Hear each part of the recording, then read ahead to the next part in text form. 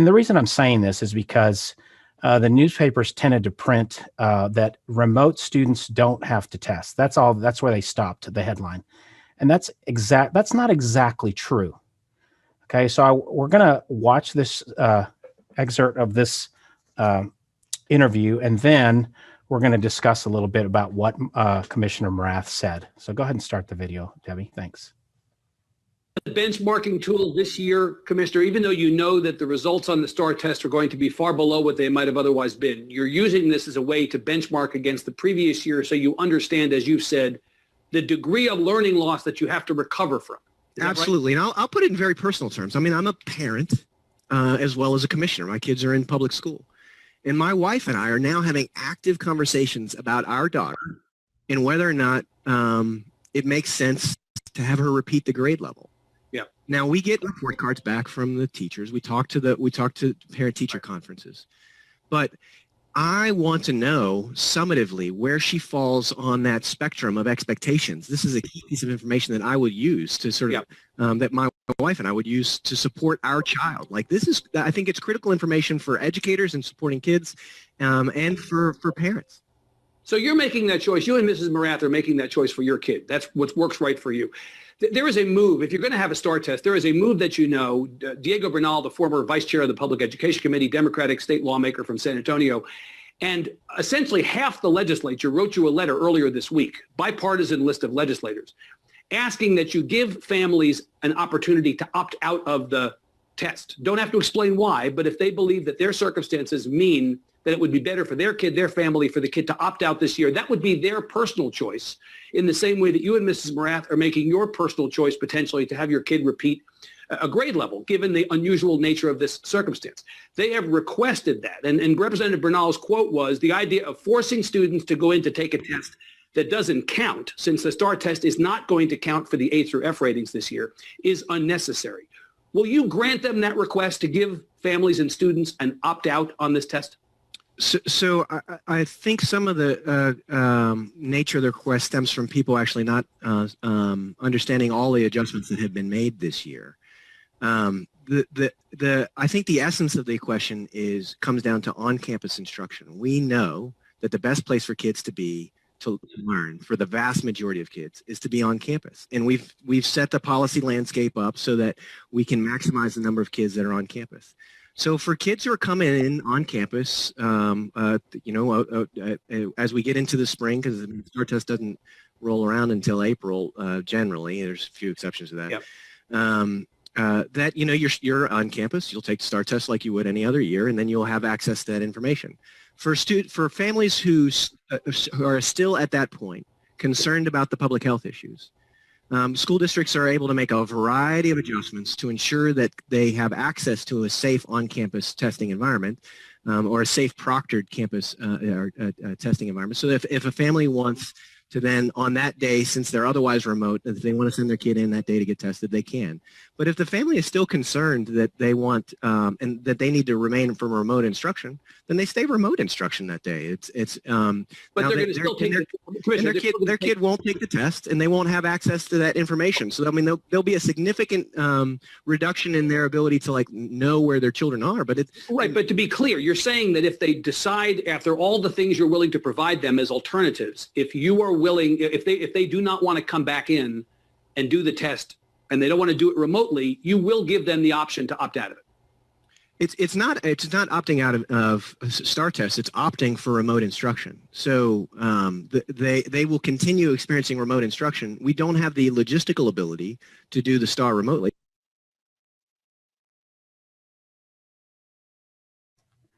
Okay, so that's the piece that we wanted you to hear. So everybody hears exactly what he said. Now, you sat here and heard it, so you know that what the newspapers printed or what was out on social media initially is not exactly what he said.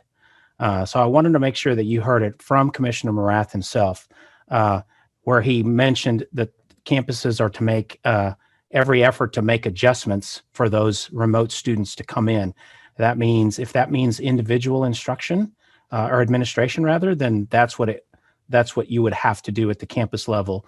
If a parent says, my child's been remote all year, I do want them to sit for STAR, but I'm concerned about social distancing and so on and so forth. If they request an individual administration, then that's what we will have to do. So again, he's saying that we are going to make every effort to make adjustments at our campus to make sure that we we get as many students in as possible. So you'll notice that in nowhere did he say that the students would not test at all. So if remote students do come in, then they will be tested, and every effort should be made to do so. If they don't come in, then we'll address that the way we need to. Also, you'll notice that everybody's been asking for a letter from TEA. Where is the letter from TEA that states what Commissioner Morath said in his interview? There isn't one, and they're not going to put one out because there is nothing official as far as opting out of STAR. As he said it himself, there are no opt-outs for STAR. We've been saying it for years, but we'll continue to say it in this year of the pandemic. There are no opt-outs for STAR. There is no such thing as opting out. There is such a thing as students staying home, but there's no opting out. Also, you can't have campuses encouraging remote students to not come in. If they choose to come in to take STAR, then you have to allow that. Remember, back to our security training, one of the serious irregularities is fraudulently exempting a student from taking the STAR test. If you're discouraging a student or a parent from bringing their child in, you are in essence committing a serious irregularity, which could have repercussions because you are now fraudulently exempting them from taking the assessment. So again, just wanted to make sure that everybody heard what Commissioner Morath said during his interview. The entire interview is posted out there, or the link rather is posted out there on our website for you to watch. If you want to watch and listen to the whole thing. Okay, so before we get started with the presentation, I probably should have mentioned this first, but most of you have probably already heard that the benchmark window number 4 is canceled, has been canceled rather than postponed. The warehouse never got a chance to deliver those assessments. They were actually going to start on February 11th delivering, and that happened to be the day that we got the first ice storm.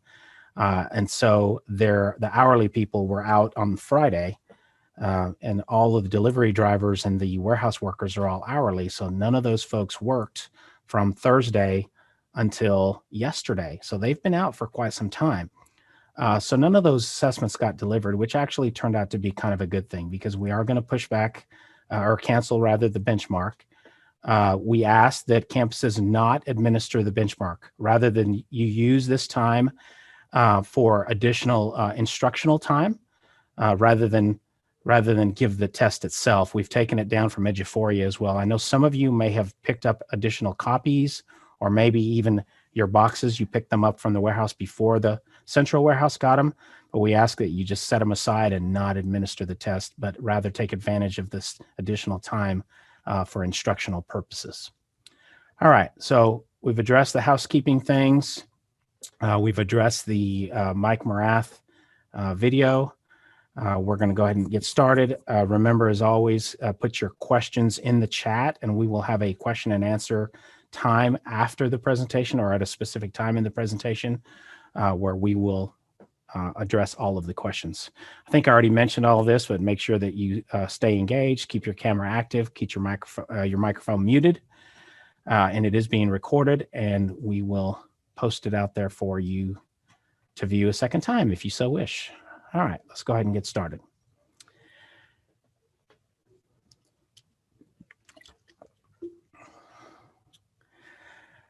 All right, so just like with all of our other presentations, this presentation will be posted or is already posted on the Learning Pathway. You'll have access to the PowerPoint along with all the forums, and as we said, the video is out there as well.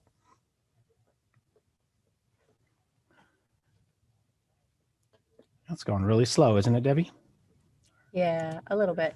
So just real quick, we wanted you to have a chance to think before you start training. how do you get your people to get engaged in the training? And before you start listening to a training, how do you get yourself engaged in the training? So if you could put at least one idea in the chat. I know it's super challenging to stay engaged. We've been in training for the last 2 days and it was very hard. So let's think about a way that we can get ourselves engaged and to get others engaged, and put some ideas in the chat.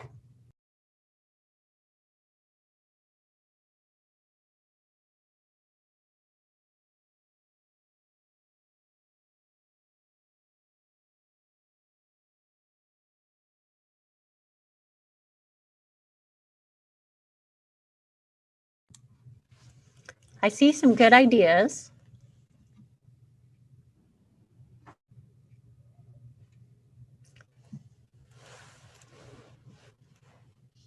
And you might want to look at other people's ideas also,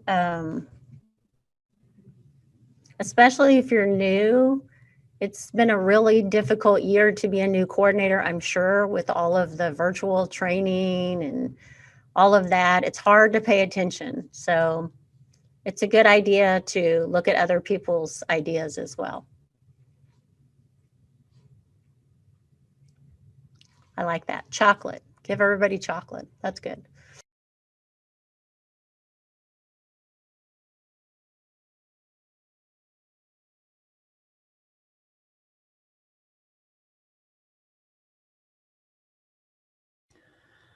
Okay, as Debbie said, some really good ideas in there. I especially like. I know a couple of people put humor in there. If I was funny, I could tell some jokes, but I'm not very funny, aside from being maybe funny looking. But so I can't help you with in the jokes department. But yeah, some really good ideas to keep your people engaged and for you to stay engaged. Unfortunately, some of the things like snacks and things like that, we can't provide in a virtual training, so you're going to have to do your own snacks. All right, let's go ahead and Maybe move we on. could give Debbie. out virtual snacks. There you go, a virtual Scooby snack.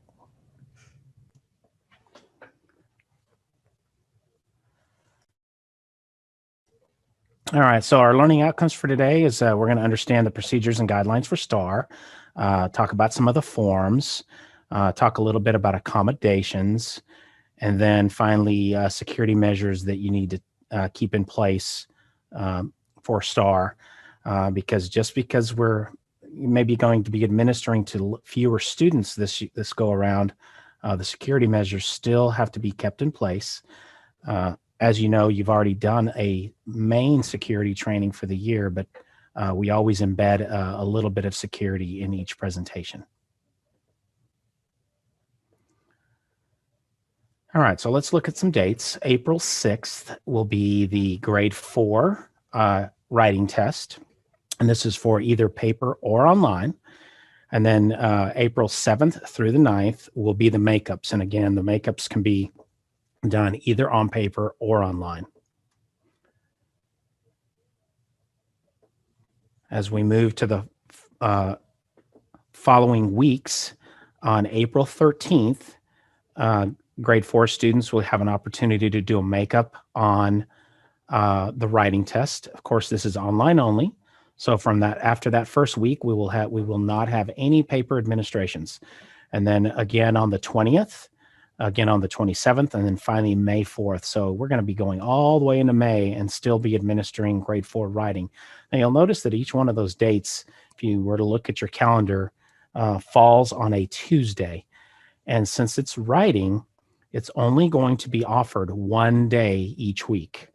So if the student happens to miss that first week, then they'll have the opportunity during this first makeup online window to make it up.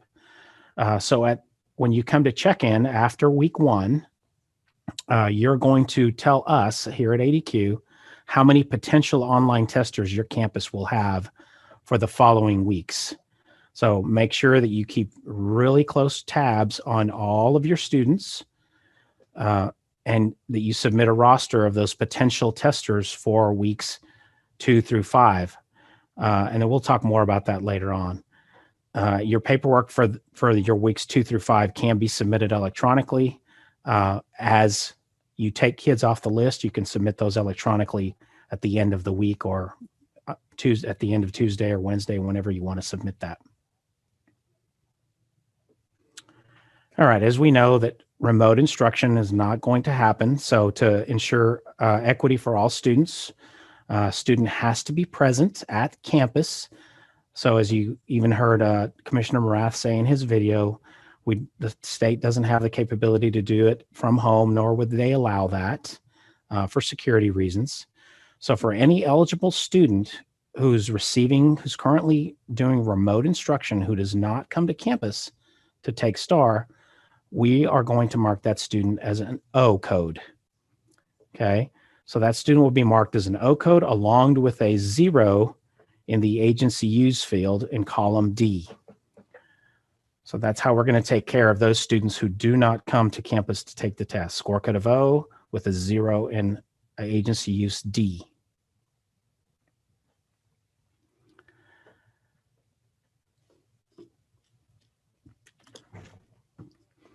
So makeups we know are available for all subjects and grades.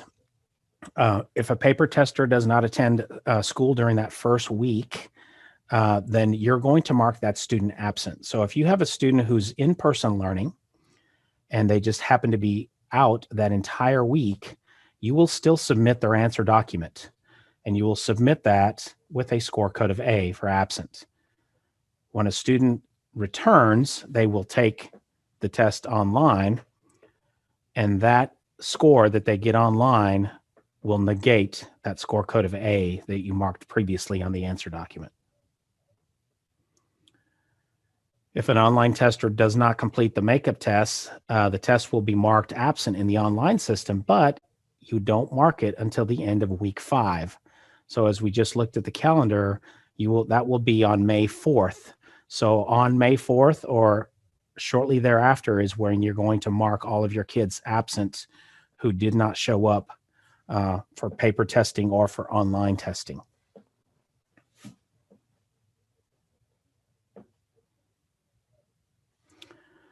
So if a student becomes ill and has to leave campus and they don't complete the assessment, the student will be given a makeup opportunity later.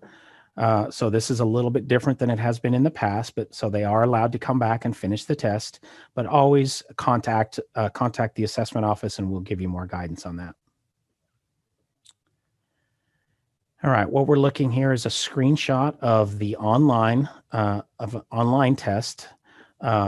If an online tester becomes ill and is not able to complete the test, the online STAAR platform now will lock the unanswered responses at the end of the day. So the students, when they come back to this test, will not be able to go back to their previous questions and answers.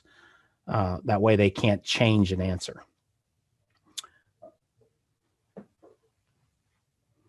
All right, so let's talk about manuals and oaths. As we always say, this training does not take the place of reading the manuals or the DCCR, the District and Campus and Coordinator resources. Make sure that as a coordinator, you're very aware of everything that's contained in the manuals as well as the DCCR. That is definitely your job to read that thing in its entirety.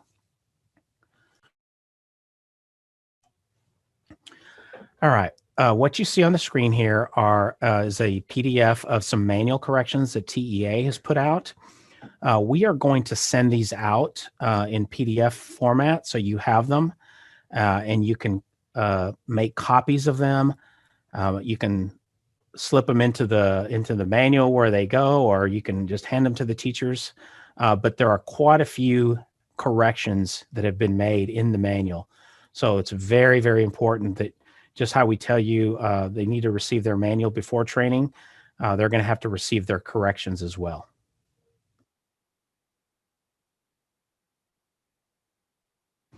So as I just mentioned, make sure you distribute your manuals early enough so teachers have sufficient time to review their manual if they choose to do so. They can read it thoroughly before they come to training and highlight or outline any questions that they may have. Test administrator manuals are designed to support the test administration activities, so they should have them with them at all times. Make sure that you're using the manual in your training session. And of course, encourage teachers to bring their manual with them. If there's any questions that you may not always know the answer to the question, but it's always good to say, you know what, I don't know the answer to that, but I think it's in the manual. Let's open up and look. And that way everybody can see where it's at, just kind of how we do sometimes when people call here. And then remind test administrators that the manual should be retained for the entire calendar year. So don't let them throw it away. You may have a fourth grade teacher and they're done administering for the year, or so they think so. No, you still have to give reading and math. So make sure that you keep your manuals.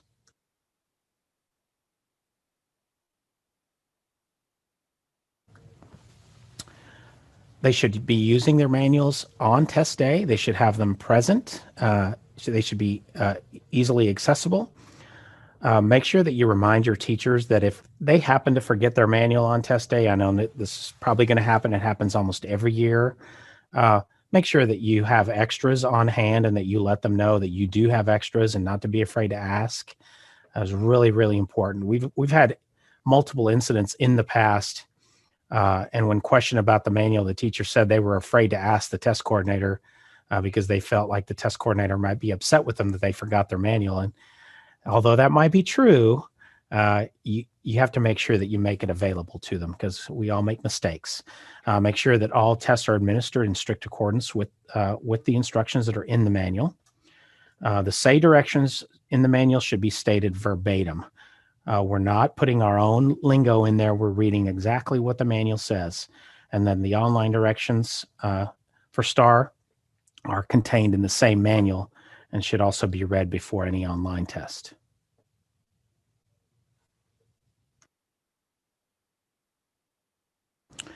So this is a little note about EL testers. Just basically says that we are allowed to help ELs understand the directions a little bit better, whether it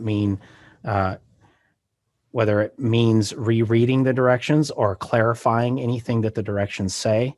Of course, it only applies to the directions, and those could be the directions at the beginning of the test or at the beginning of a section of a test.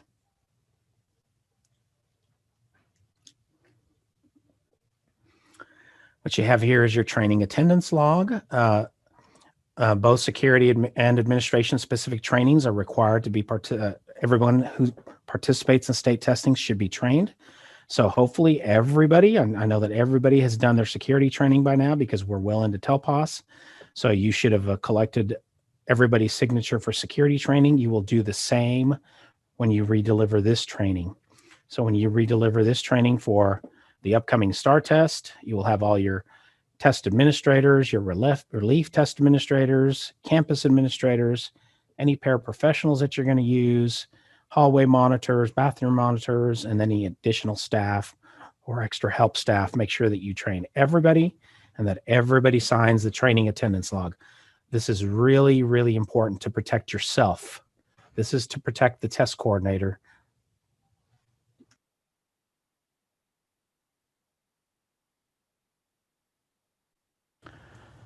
So all test administrators must be trained in test security, as we mentioned. They must also be trained in this test administration specific training, which is what you're receiving today. Teachers must be certified. They must be employees of the district. They must sign an oath. And no more than 30 students in the room testing. With the conditions that we're in now, we're probably not going to have 30 anyway. Campus coordinators must provide additional training as required for test administrators who give any of the following, whether it's a test with designated supports, if they're doing an online administration, an oral administration, a transcription, or a signed administration, or Braille. I think we have one Braille student this year.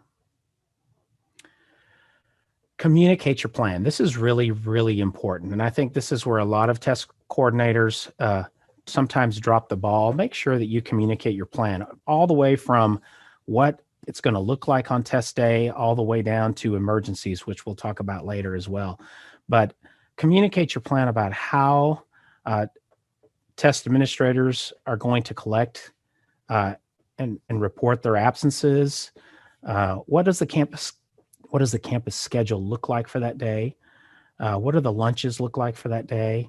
What happens at the end of the day? What are your plans? What are they supposed to do if students would just walk into their room if they're late to school? Do you have a late tester plan? We also mentioned emergency. If you have an emergency, what is a test coordinator, or excuse me, what is a test administrator supposed to do during an emergency? Make sure that you've communicated that. Super, super important. What is the makeup plan? How are you going to conduct your makeups? Where and how are you going to do that? Think about test administrators' planning period and their lunches, because that could change. So make sure that you make arrangements for that. Will lunch be changed, or will it be at the same time that it normally is? So that's something you and your principal need to discuss. What teachers are going to be displaced, because with social distancing, we're obviously going to have smaller groups, or a lot of people will have smaller groups. So that may mean displacing a specific teacher. So make sure that they know that on test week, they may not have access to their classroom because you're going to be using it for testing. And then who will be the backup test coordinator in case you were to get sick or have to be in quarantine? Make sure that you establish someone on campus. It can be your principal if your principal agrees to it, or it can be someone else, but someone has to serve as the backup test administrator role just in case something happens to you. They can pick up where you left off. And I don't know if I missed you saying it, but we have this PDF for you. I know the font's really small, but these were our ideas of what you might add to the training to make it more specific to your campus. And we have a PDF of this one and the next slide. So don't worry about trying to take all that down or read it. We're going to give you a PDF of it. Thank you, Debbie. Probably should have said that at the beginning, huh? Your computer is really slow today. All right, so here's the what Debbie was just talking about. It has some different things on there. I'm not going to go through every single one of these because, as Debbie mentioned, we did PDF this document and we posted it for you to have. We had gotten a couple of requests from some coordinators, really a couple of new coordinators, of what they should add to their training or take away. And so we decided to put this list. Again, this is not an exhaustive list. There are probably things that we forgot to mention or didn't mention, or maybe some things that you as a veteran coordinator do. For those of you that are new, I suggest you get with your mentor before you provide your staff with training to see if they have any other ideas as to what they could add to their training to make it more smoothly and to make the week go a little bit more smoothly.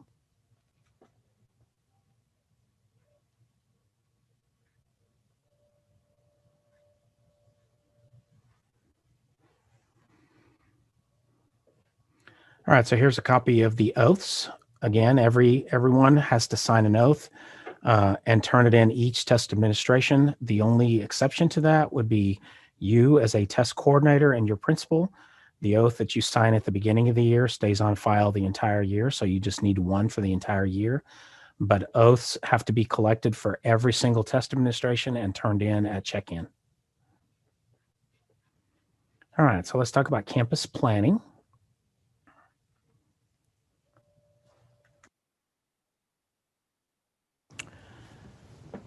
All right, so we need to make sure that we consider the ramifications of COVID-19 when we're developing the testing plan. By now, we've been in this pandemic for right at a year now. So we're all pretty used to how it works, but make sure that you work this into your plan. And that means training additional test administrators. As we talked about earlier, that could mean displacing teachers if necessary. Because you need more space in your at your campus or more rooms.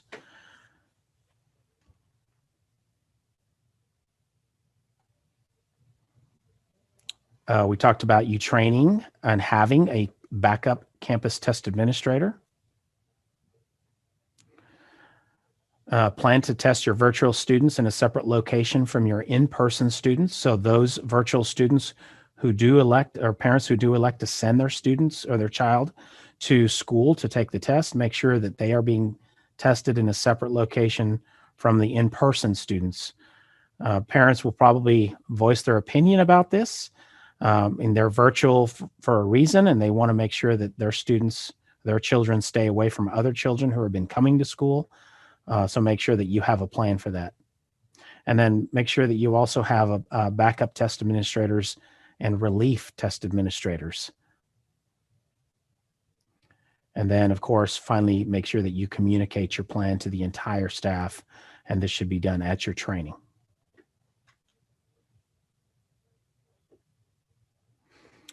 So as we prepare for the test, make sure that you conduct a walkthrough of all of the rooms you're going to use. As we mentioned earlier, this could be more rooms than you typically would use for fourth grade writing on a regular year. So you may be using more rooms, so make sure that you're walking through all of the rooms.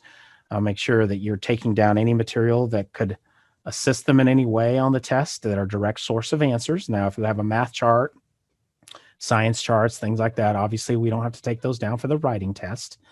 But make sure that you also check the extra time rooms and your hallways, any place that you're going to use for testing or the students are going to be present. Make sure that you have sufficient room, that the students are separated from one another. Think about how you're going to position your hallway monitors, your bathroom monitors, so they can be in contact at all times. Also make a plan as to how you're going to move your students for those students who are going to require extra time. Some students may finish pretty quickly. You may want to combine some rooms. Think about how you're going to do that, but remember that students can never carry their own materials. This includes their test booklet and their answer document. Must be carried by a trained certified adult. All right, another document that you'll have to complete and turn in at check-in. The pre-printed information on all the answer documents has to be verified. Now, in the past, we used to make you verify every single document, but we have kind of moved into the 21st century, and we now provide you with what we call a pre-code variance report. And the pre-code variance report is simply an Excel spreadsheet that tells you what has changed in a student's demographics from the time we submitted the pre-code file to the day that we send you that spreadsheet, whatever day that is. So if there's anything different in focus on the day that we send this report out, if there's anything different from the day that we submitted the pre-code file, it will be listed on this variance report. And that's a clue to you to pull that student's answer document and make that change. If there's any error on the student's document, except the name, PEIMS ID, birth date, you can simply correct that on the answer document. So if we have, let's say the special ed code is wrong, the bilingual code is wrong, we can simply make those changes on the answer document and submit it. That's fine. However, if the PEIMS ID, first, middle, or last name are wrong, or the birth date is wrong, you will have to void that pre-coded answer document, and you will have to hand grid a new answer document. And then you're going to complete the form that you see on your screen there, which is called the Demographic and Program Information Verification, and you will bring that to check in with you.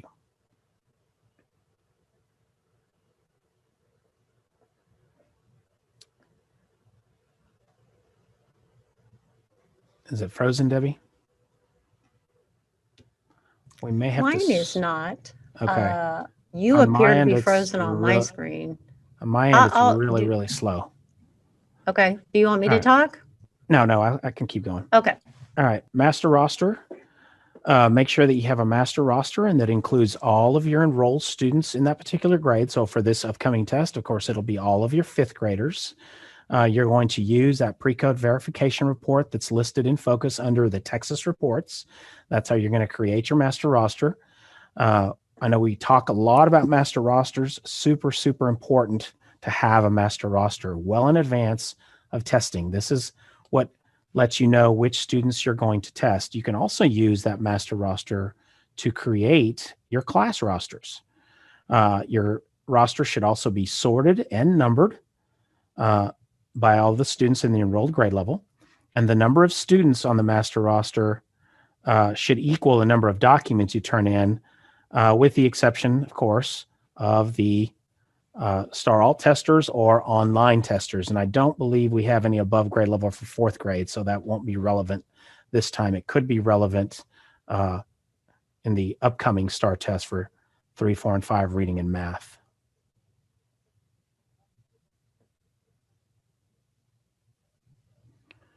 All right, so here's all of the fields that need to be on the master roster. There is a micro-learning that we developed over the summer to assist test coordinators on creating the master roster. So if you're a new test coordinator and you're just not quite sure how to create a master roster, well, there's a URL there on the screen that you can go to this micro-learning. And I believe, Debbie, did you walk them through on that one, or was that Lisa? I think that's Lisa. All right, so you'll get to hear Lisa's voice, and she'll walk you through, and she'll do little screenshots, and it's very interactive. You'll notice over on the right-hand side there on the fields, we've crossed off career and technology. This will still appear on your master roster, and it's never really been relevant for elementary. But just FYI, career and technology has been taken off the master roster this year.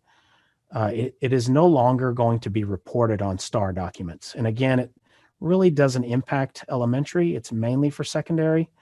But just so you know, beginning this year, the CTE code will no longer be collected using the STAR document. Instead, it's going to be collected using the PEIMS submission. So it's still going to appear on the report that you see that you pull from Focus, just because it has that header. We're eventually going to get DOT to take that off, but it's still going to be there for this go around. And it's also still going to appear on your answer document. But don't worry about bubbling anything on your answer document. All right, as I mentioned earlier, you can use your master roster to make your test room rosters, because every test room should have a roster. That test room roster should include the following: the room number, the test administrator's name, student's first name, last name, middle initial, their 9-digit PEIMS ID, their date of birth, their race and their ethnicity, and their enrolled grade level. And as we mentioned before, no more than 30 students per test administrator.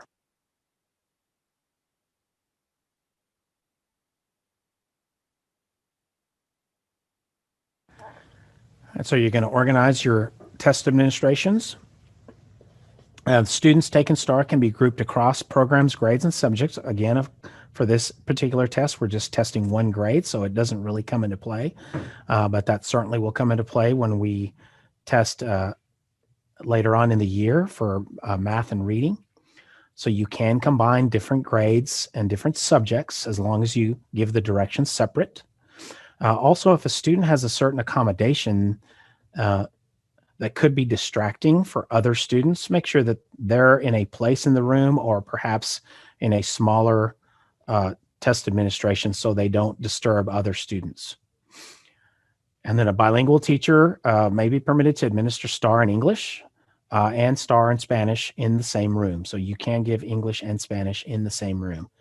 And organize your test sessions in a way that keeps students from being confused when you have multiple administrations in the room. So if you're going to put multiple administrations in a room, please make sure that you trust that teacher enough to know that she or he is going to keep those administrations separate, whether it be separate subjects or separate languages. We're going to ensure that we have a proper testing environment. So staff should take the necessary steps to prevent students from seeing each other's monitor or paper, their answer document. On the day of testing, staff will verify that computers are ready for testing. Probably a good idea to check that prior to test day. You're also going to ensure that students have headphones for the online test administrations. Oftentimes, kids are taking it online because they receive oral administration, so they have to have headphones for that. No element of the test room environment should hinder a student's performance. So If it's too dark, if it's too cold, if it's too hot, whatever the case may be, too noisy, make sure that we establish, again, a proper testing environment.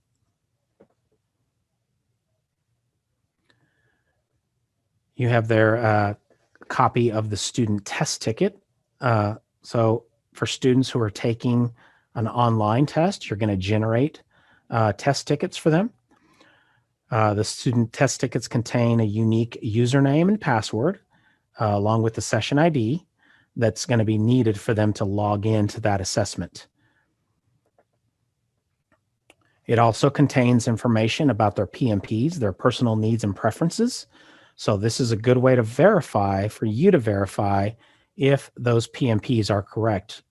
If you recall back, we've already passed the deadline, but you submitted all your PMPs for all of your students.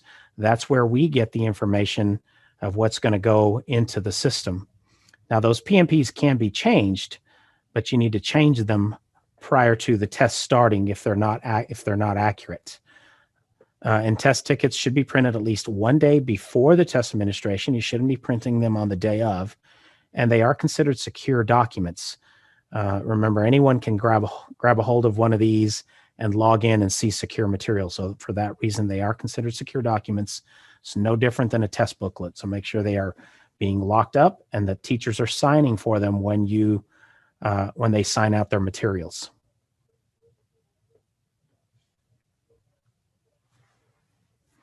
All right, so speak of materials, I believe everyone has turned in their secure storage certificate, but just remember that if your secure storage area changes for any reason, make sure that you submit a new copy of this.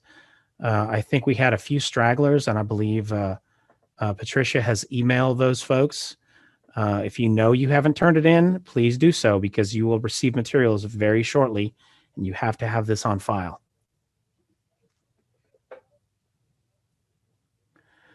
What you see there is a screenshot of what's called the materials list, and this is on the Texas Assessment Management System. At the bottom there, you see how you reach this. You go to reports, then to orders, and then you select the administration. And what this does for you is it allows you to see what materials you are receiving from the state. This report became available on the 22nd, so this week. So you're able to, if you want to do it after this session, perhaps, you can go on the STAAR Assessment Management System, log in, and go to this list, and it will give you a quantity of everything that you're going to receive.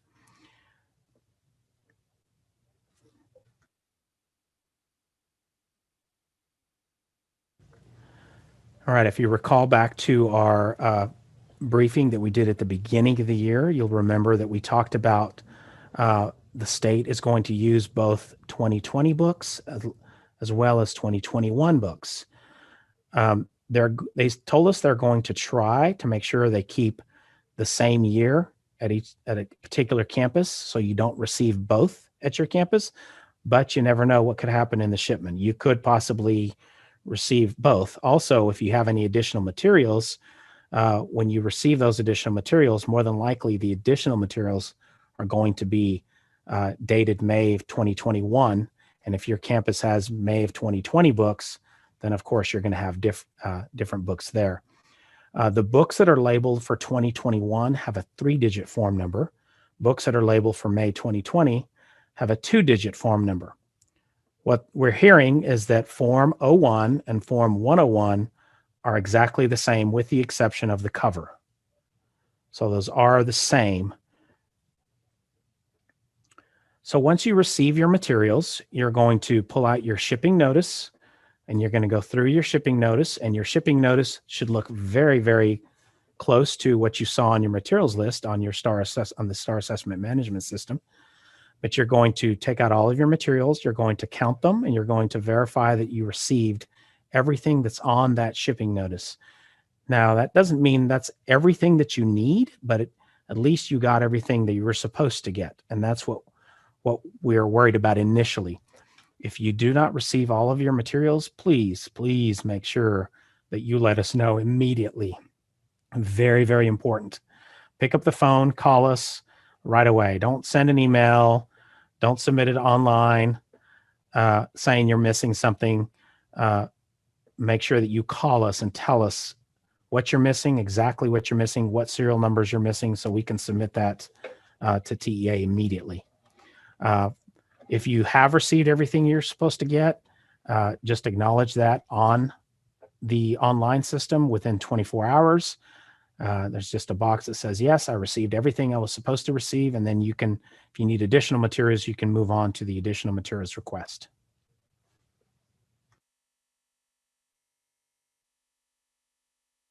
Looky there. Good transition to the next slide. Additional materials. If you do require additional materials, we ask that you order your materials by March 29th. That is the deadline for ordering additional materials. We cannot order materials after that day. So if you don't have your materials ordered by then, we will not be able to help you. That student will have to take an online test. That is their solution now. They're no longer doing rush orders for STAAR materials. They're just going to tell us, put them online. So you're going to complete an online materials verification form. If you need more materials, note that test administrators that are conducting an oral administration must have a test booklet with the same form number as the students. Really, really important for students who are doing oral administration on paper tests. Everyone in the room must have the same form number. Now, this is going to be really, really difficult if you didn't tell us that you had oral administrations when you did the PMPs, that deadline we talked about earlier. When you submitted your file, if you did not tell us you had, 30 oral administrations, you're not going to receive any Form 1s. And the district is not going to receive any Form 1s. The campuses are the only ones that have Form 1s. That's been changed. That was actually changed last year, but we never actually took the test. But we no longer get Form 1s at the district level. So what that means for you is you will have to put together same form numbers in order to give oral administrations. Oftentimes, you're not going to be able to find very many that are the same. You may only have 2 of the same form number at your campus, depending on how many form numbers we have this year.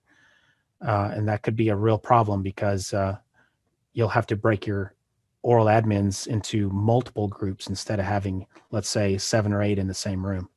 So keep that in mind. Your original materials will be picked up at the warehouse.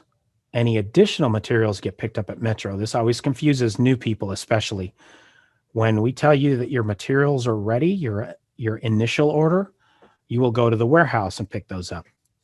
If you order additional materials, those get picked up here at Metro.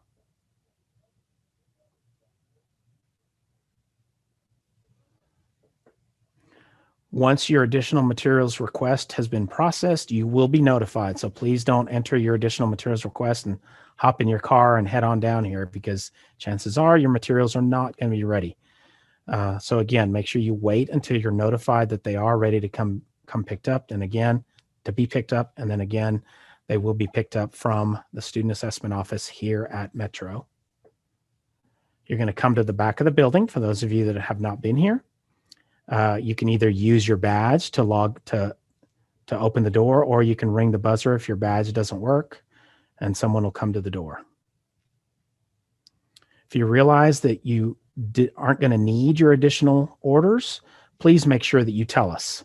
Otherwise, they sit on the shelf and they don't get back to the warehouse in time. So please make sure that if you're not going to use your additional materials, pick up the phone, send us an email, something, letting us know, hey, I ordered, 10 extra books, but I'm not going to use them after all. We can put them back in inventory. During testing, or before testing and after testing, you're going to be using the materials control form. And you can make as many copies of this form as you need, or you could use iTrack STAAR. And for those of you that are new, there is a micro-learning on iTrack STAAR that you can view. It's a very, very intuitive system, so you shouldn't have any issues with it. Once you watch the micro-learning and you do it once, you're probably going to be an expert. But I definitely recommend that you use iTrack STAAR rather than doing it the old-fashioned way. If you choose to do it the old-fashioned way, where you're going to write out all of the serial numbers, that is entirely up to you. But if you happen to get group of tests that are out of sequence, you're going to be doing a lot of writing because you have to write the entire 9-digit number on that materials control form. So again, make sure that your test administrators are signing the materials control form, stating that they received as many books as you have listed. Those materials will be checked out every day before testing and then checked back in after testing is over. And it's actually 10 digits, not 9, as I said before, but 10 digits. You're going to record the 10-digit security number that's printed on the test booklet onto the materials control form. Or you can use iTrack STAAR and it'll print them for you.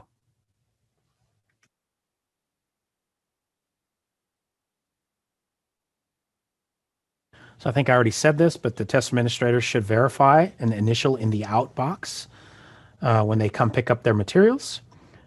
Make sure that you're telling your teachers to count their materials before they leave your office or your room, wherever you're passing out materials. It's really important because once they sign for them and they walk away, they are responsible for those books. You are no longer responsible for those. So make sure that they count them in front of you and that they sign before they walk away. Test administrators are responsible for all materials until they are returned back to you as the testing coordinator, and all secure materials must be returned at the end of each testing day. When they come back to you and return their materials, you will check in all their materials, count their booklets and their answer documents, and you're going to sign in the inbox, and then they are free to go. And of course, you're going to retain all of your materials control forms, and you're going to retain a copy for you as well as bring a copy to check in. All right, I think we probably talked about this. Oh, no, we didn't. Not the dashboard. So in iTrack STAAR, make sure that you check your dashboard to ensure that all of your materials have been received. You don't have to scan your items into inventory. What that means is when you collect your materials and you bring them to your campus, you don't have to scan them into inventory. They're already in there. You're simply going to scan them to your teachers. If you have any teachers at your campus this year, perhaps they're new to your campus, make sure that you add them in iTrack STAAR. And that tutorial or that micro-learning that we talked about earlier, it also teaches you how to add teachers. It's super easy how to add a test administrator.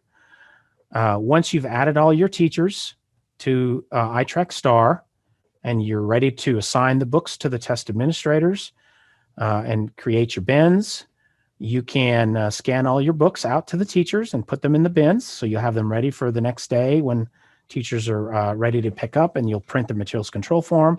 It'll print all the numbers for you, so there's nothing for you to write. And you can see the iTrack STAAR guide for more information on this, along with the micro-learning.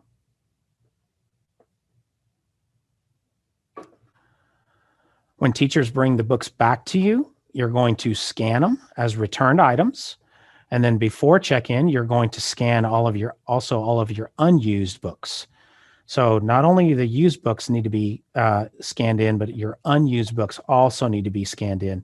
And you're going to check your inventory dashboard to ensure that you have no missing books.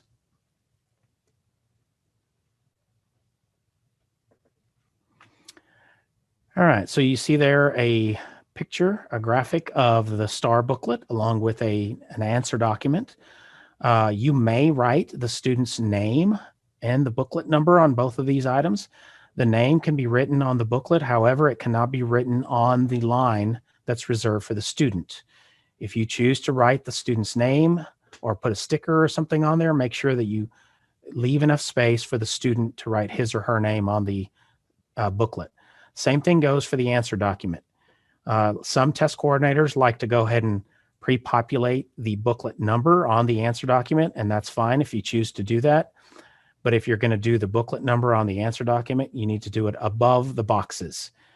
Because for those of you that administered, you know that there are specific directions for the teacher to have the students write the booklet number in those boxes. So you have to leave the boxes empty for them to write the number in there.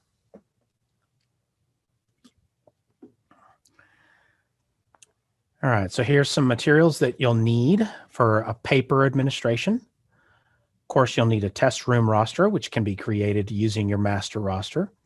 You're going to need 2 pencils, 2 number 2 pencils for every student. You'll need 1 test booklet for each student, a test booklet for the test administrator if required. This is only if it's required. This would be like for an oral administration. Please don't give your test administrators extra books if they don't need them. 1 answer document per student, and then 1 answer document for demonstration purposes. And then, of course, for the reading and the writing tests, we will also provide dictionaries.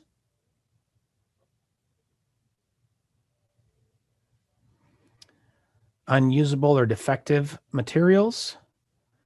If you have anything that is unusable or defective in any way, if it's an answer document, for example,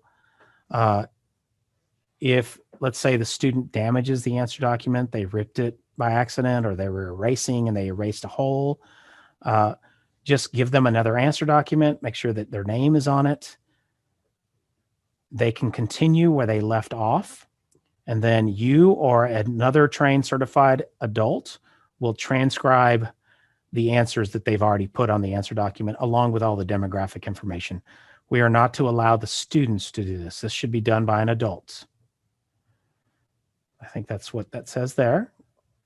And then once testing is over, as I said, somebody who's been trained in basic transcribing will take the answer document and transcribe all of the answers from the student that they had on there from up until the time they made their error or it became unusable. And then don't forget to also transcribe the demographic information. If you have a booklet that is defective in some way, make sure that you give us a call. It's really important that you call us right away. It needs to be replaced with a booklet that has the same form number as what they had. So if they have a form 03, let's say, it needs to be replaced with another form 03. Never look in the booklet. If the student says the page is blank and it skips 10 answers or 10 questions, it could it could be true. We have had instances in the past where we had defective booklets. A few years ago, we had a 5th grade form number, one particular form number that had 2 blank pages right in the middle of the test. So the kids got to it and reported it. We reported to the state. It was a statewide defect. So it can happen. Just swap out the book, give them another form number of the same form. If you do not have the same form number, we will try to get you one. If we don't have one, we will make a call to TEA and ask for guidance from there.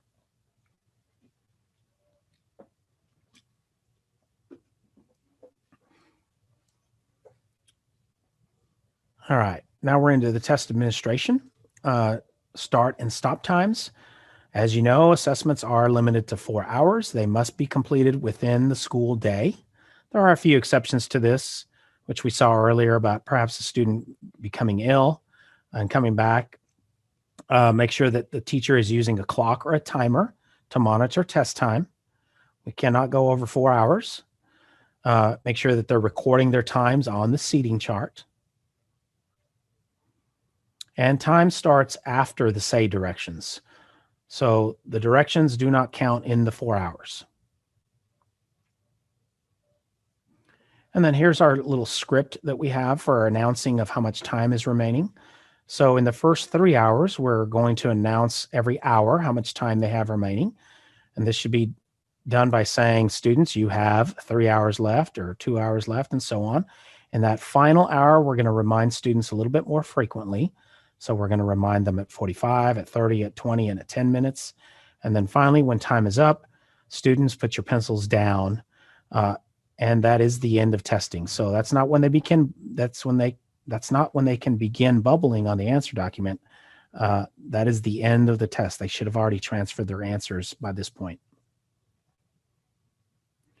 If you have any late arriving students, first you need to make sure that there's 4 hours left in the day for them to test. So you have to take into account the directions and then finding their room that they're going to be testing in. If there's 4 hours left after you've read the directions, then by all means, they can join their class, or you can test them in a separate room, whatever you choose to do. They can go ahead and take the test on that day. If there's not enough time left in the day, then we will have to treat that as a makeup. Of course, we know that students who begin at a later time will have a later stopping time because they also are allotted the entire 4 hours.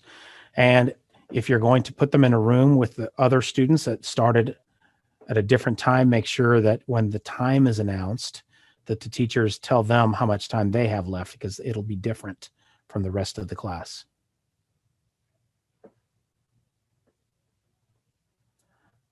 Breaks are allowed. The breaks that are not included in the 4-hour time limit, that includes water breaks, restroom breaks, snack breaks, or short physical or mental breaks. The clock just keeps on ticking for those breaks.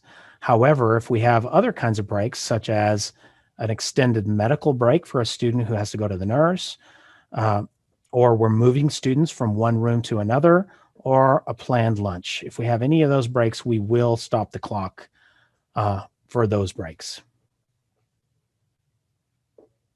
During breaks, students should not be discussing the contents of the test, so they have to be monitored during lunch.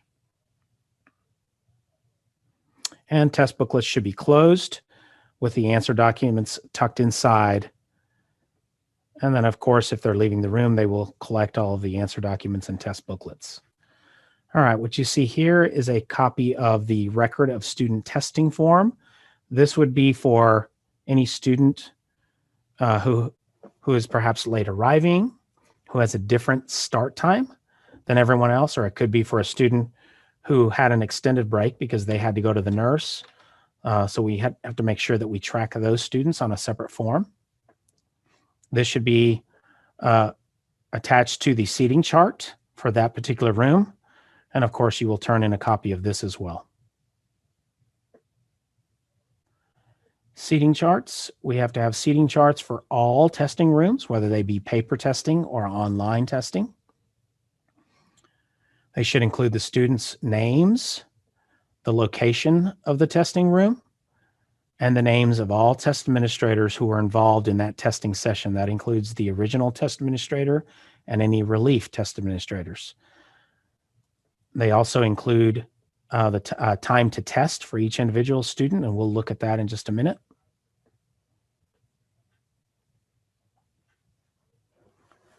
Test administrators should record the seating information for late arriving students or anyone who's been moved to an alternative testing session.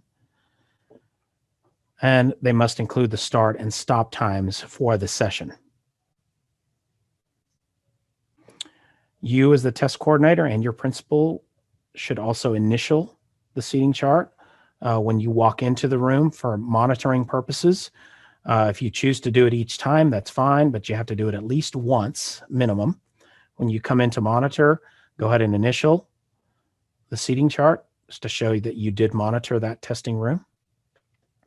Here's the time to test information that I just talked about. Again, all testing, the test limit for 3 through 5 assessments is 4 hours. For any student who does not complete the test within the 2 hours, we're going to indicate that by marking a 0 in the agency use field.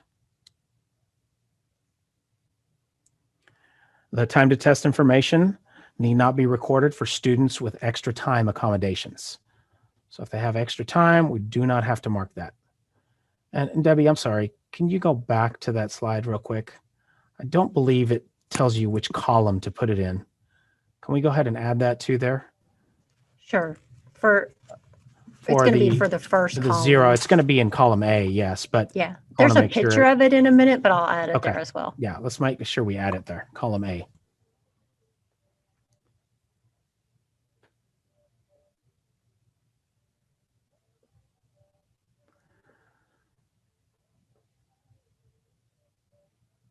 All right, I think we talked about changing test locations, but it may be necessary for students to be moved.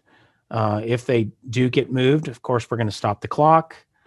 And we need to ensure that proper testing environment is in place in the new location. Another seating chart will have to be filled out for the new testing location.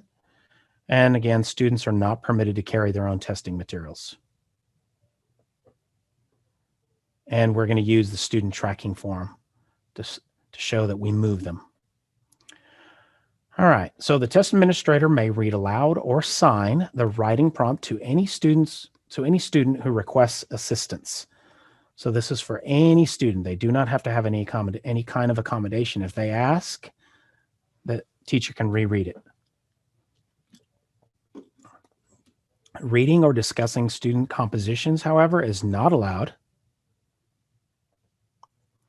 And at no time before, during, or after the administration of the assessment are test administrators permitted to assist students with writing their compositions. And compositions cannot be copied.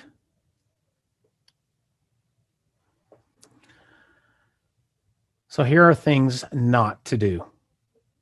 Teachers cannot elaborate on the prompt. They can't give students an opening or a closing sentence. They can't translate the prompt into another language. They can't give students an outline. Dictionary policy. Dictionaries must be available to all students who are taking STAAR. Of course, you see there it applies to the reading test, which will be given later in the year, but this go around for grades 4 and 7, the writing test, and that includes the 4th grade writing in Spanish.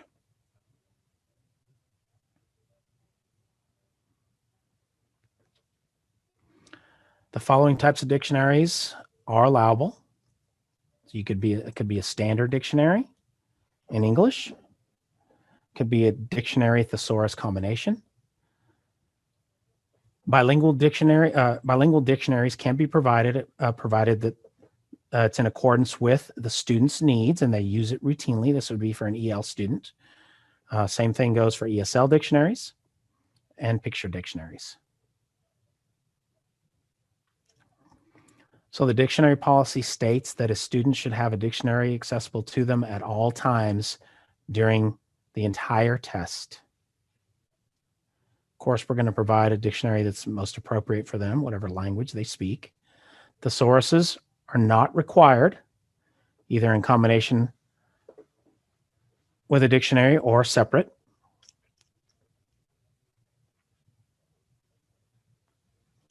And they should be using the same type of dictionary that they routinely use in class. They must be commercially produced, so it can't be something that was produced at campus. And there should be a minimum 1 dictionary for every student.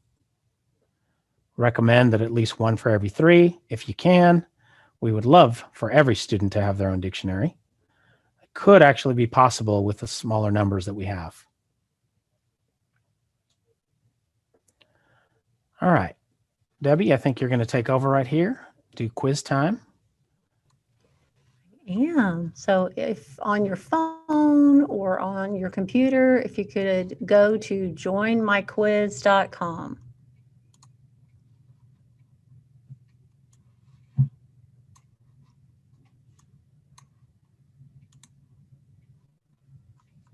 And then enter the game code that I have up here, 875434.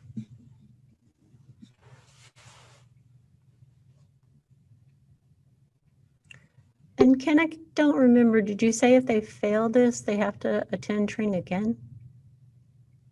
I think you said that, Debbie. Oh, I told you not to be mean to them and not say that. But.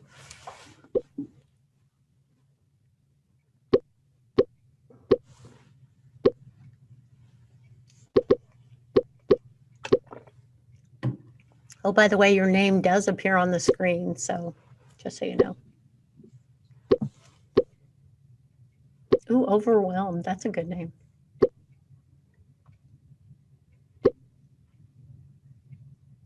Oh, Happy.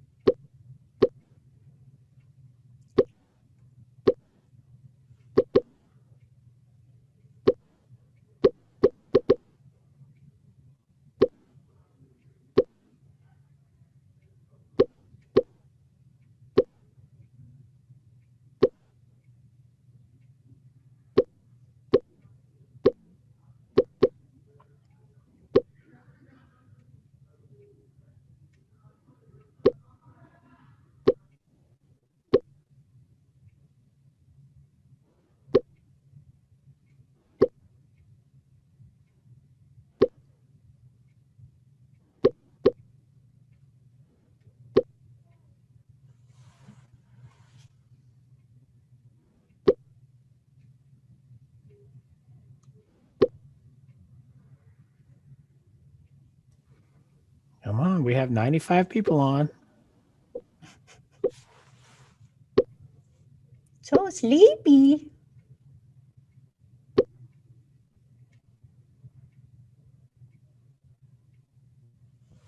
Okay, well, I'm going to go ahead and start it. And then if you're still logging on, you can join us.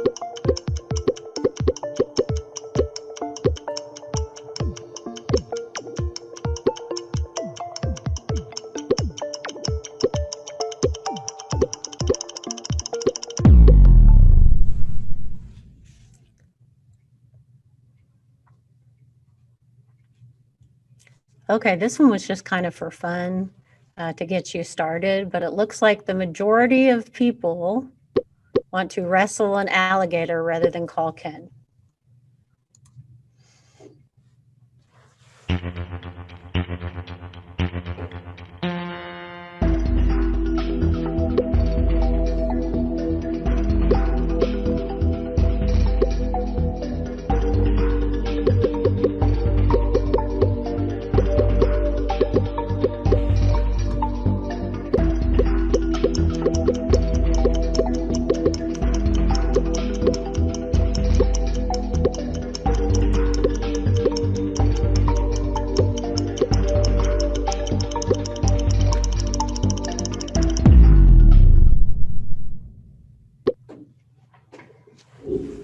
Okay, let's see who's in the lead. It looks like Brandy is in the lead. So the correct answer is the last answer. A and B were correct.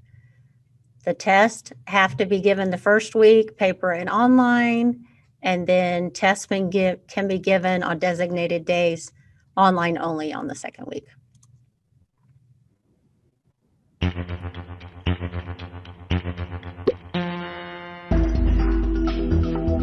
This is one of those that you have to check all that apply.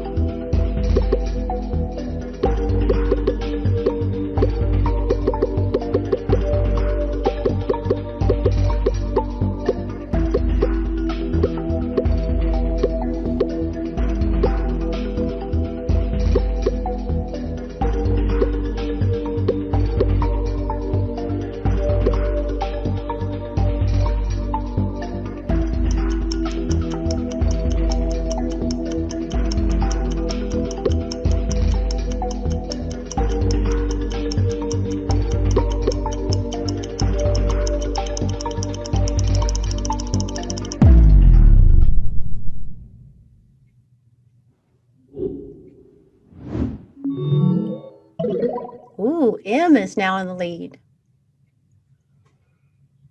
Okay, so you were supposed to check all that applied. So A, B, and C applied. You're going to have the manual visible on test day. You're going to read it before test day, and you're going to use it in the training session. You guys are doing great.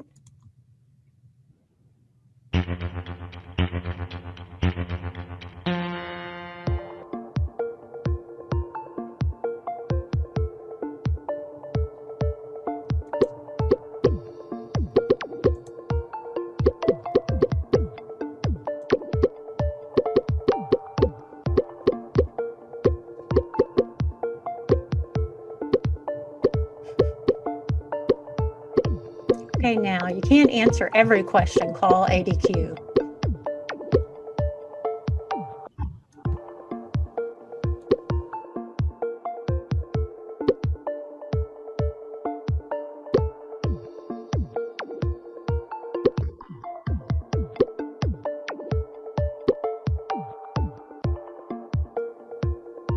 I feel like I'm on Who Wants to Be a Millionaire. Okay.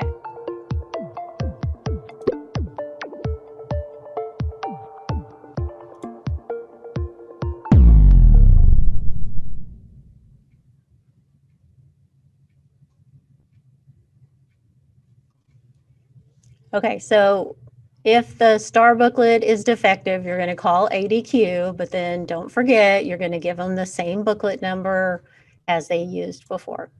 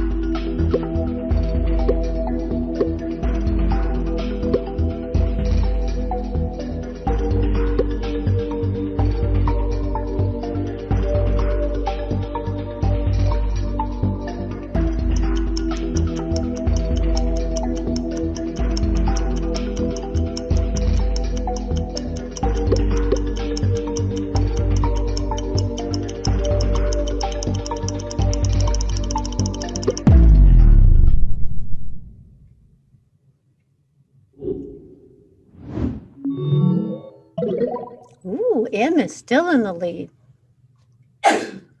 Okay, so dictionaries must be made available to all students taking the STAR reading or writing test, and that is true. Okay, so that's all the questions we have for right now. We are going to come back and have some more questions later. So if you want, you can stay logged in, or if you don't want, you can log back in again. All right, Debbie, before we start the online test preparation, we have been sitting for an hour and 20 minutes. Why don't we take a short break? Let's say 5 minutes. Okay, so And 10:25. 10:25, we'll resume. You're such a nice guy. Yes, let's go ahead and start. Stay on time. Okay, my internet keeps being unstable, so hopefully we are, I'm good to go.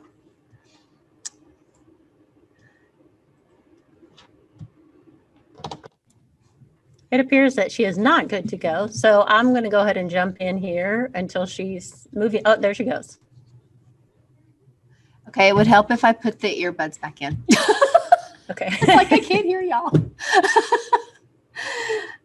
Okay, so we're going to talk about online testing here. I know we have a lot of folks online testing, so that's our next topic here.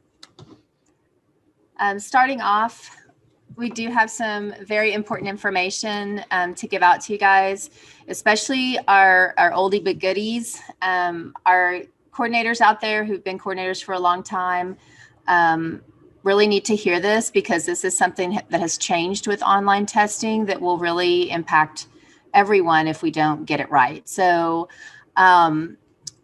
this year, there's more than one form online. So in previous years, there was just one form of the test online, but now multiple forms online, just like paper. And the most important piece is that if a student logs on and they begin testing online and they don't have the correct language, so if they were supposed to be taking Spanish and they're in English or vice versa, or if they're missing a PMP, like text-to-speech or something like that, it's going to require a test reset by ETS. So that's a really big deal.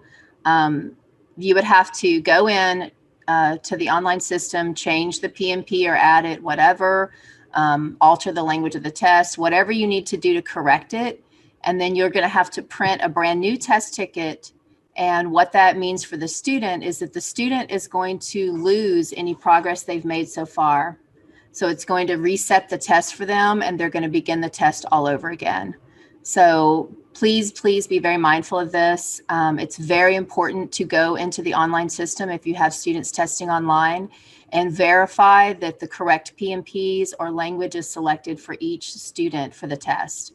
Okay, again, super important to make sure that that is all correct prior to the student starting the test.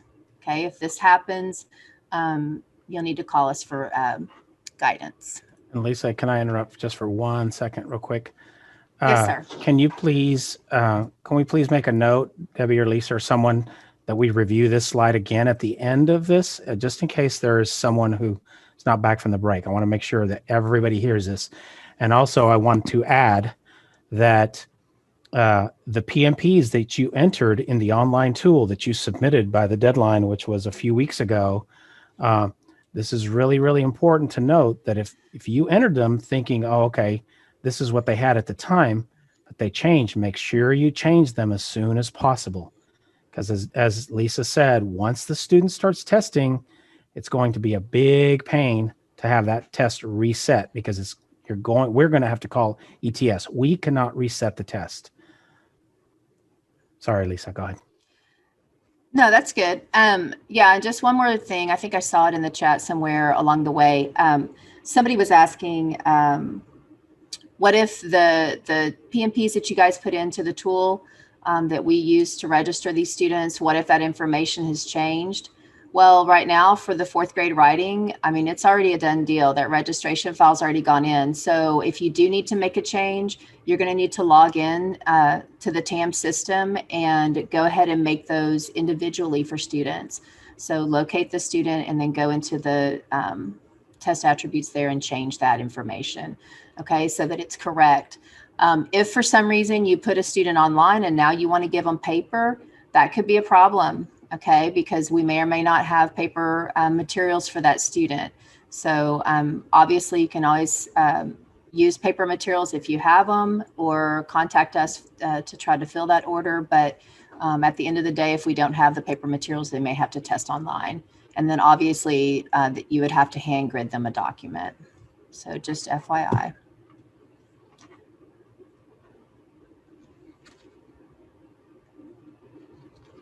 Okay, so for online testing, folks need a test room roster and a seating chart. So we do need seating charts there too. 2 number 2 pencils with erasers per student. They're going to need scratch paper. They're obviously going to need their student test tickets. They're going to have headphones if they're getting the text to speech. And then they're going to need the dictionaries and possibly a thesaurus if you have those as well. So those are the materials that you need. So if a student needs to take a break and they're taking the online test, they're going to need to pause their test for the break. And there is a button on there that on the online test that they'll click that says pause. Do not submit the test. Sometimes we have students accidentally submit their test. But if they need to take a break, like to go to lunch or go to the nurse or whatever, or go to the restroom, they need to push the pause button. And then when they want to come back to begin their test again, they're going to resume their test and they'll just click resume. So it's in the same place where the pause was. So this is really important. If you have students that are taking the online assessment with embedded supports, okay, those are the content and language supports. They need this expository writing checklist. This is not for all students and it is not for all online testers. It is only for online testers with embedded supports. Okay, and we will post these out on our website for you guys to print off for those students. But again, only for students taking online tests with embedded supports. So for grade 4 writing online, the students they're allowed to have a trained certified test administrator type their composition into the online system if they need that assistance. That is permissible. Test administrators, when they perform this, need to make sure that they're very familiar with the basic transcription information in the designated supports documents.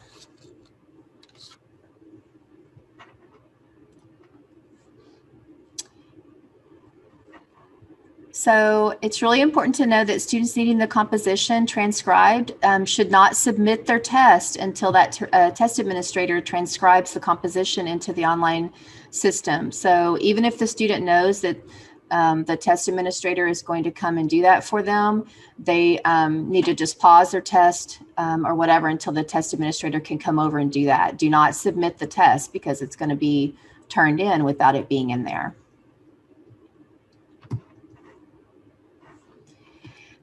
And then the test administrator can transcribe that composition. They can do it after the 4-hour time limit. However, we strongly suggest that they do it before the time limit expires. If you have students that need this assistance with online, it's highly encouraged that you have 2 trained test administrators in that room, one that can still monitor the other students and one that can go around and read over the students' composition, make sure that they understand everything and can read their composition, so that they know what to type in. If they're doing it after the fact and they don't understand what the student has written, they just have to put in what they think it is and go on. So it's really important to try to do it before the time expires. And then once they put in the composition, then you would submit the test.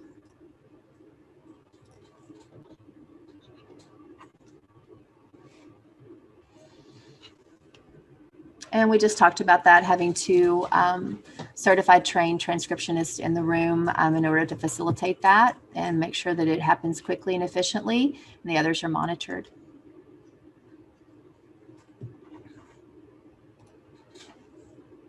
So, excuse me, in the online system, there are some online tutorials and practice questions.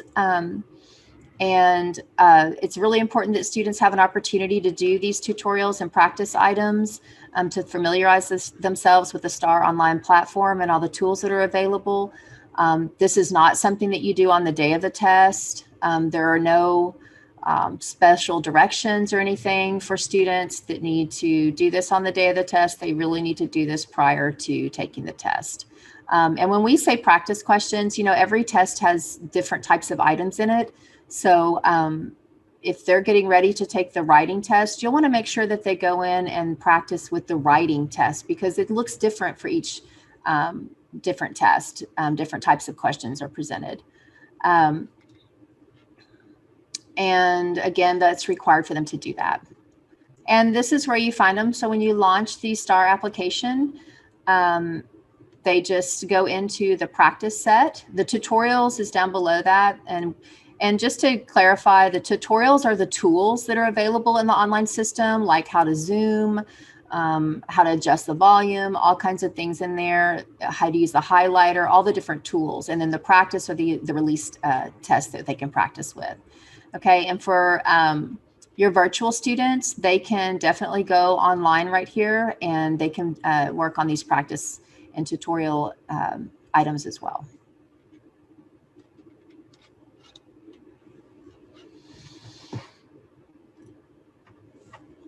So when it's time to submit the online test, these are the steps to do that. So on the review end page of the test, they're going to click end test. And then there's a little box that will pop up that says, I understand I cannot return to the test. And they're going to check that. And then they're finally going to select submit in the test button. And then that's going to submit their test for scoring. If a student cannot finish their test because they became ill or there's a testing irregularity or something like that, you should not click the submit and end test button. Okay, the student should just log out or exit the test, and you can submit that for them. If they become ill and they need to come the next day, they would. You just need to let us know, and they'll log back in the next day to complete that with the remaining time that they had. Or if for some reason they're not going to finish the test at all, the student just needs to exit the test, and then you'll go in and put in the proper score code for that student's assessment. But really quick to note here, for these kids that are taking the online assessment, make sure that your test administrators are really monitoring students and making sure that they submit the test. You know, now with the really long window that we have for assessments, if a student doesn't submit the test, it will submit finally to be scored, but it's not going to submit until the end of the testing window. So instead of submitting and ending, you know, getting the score code right away, it's going to hang out there for weeks on end until that final day, and then it will finally submit. So make sure that your test administrators are monitoring that closely.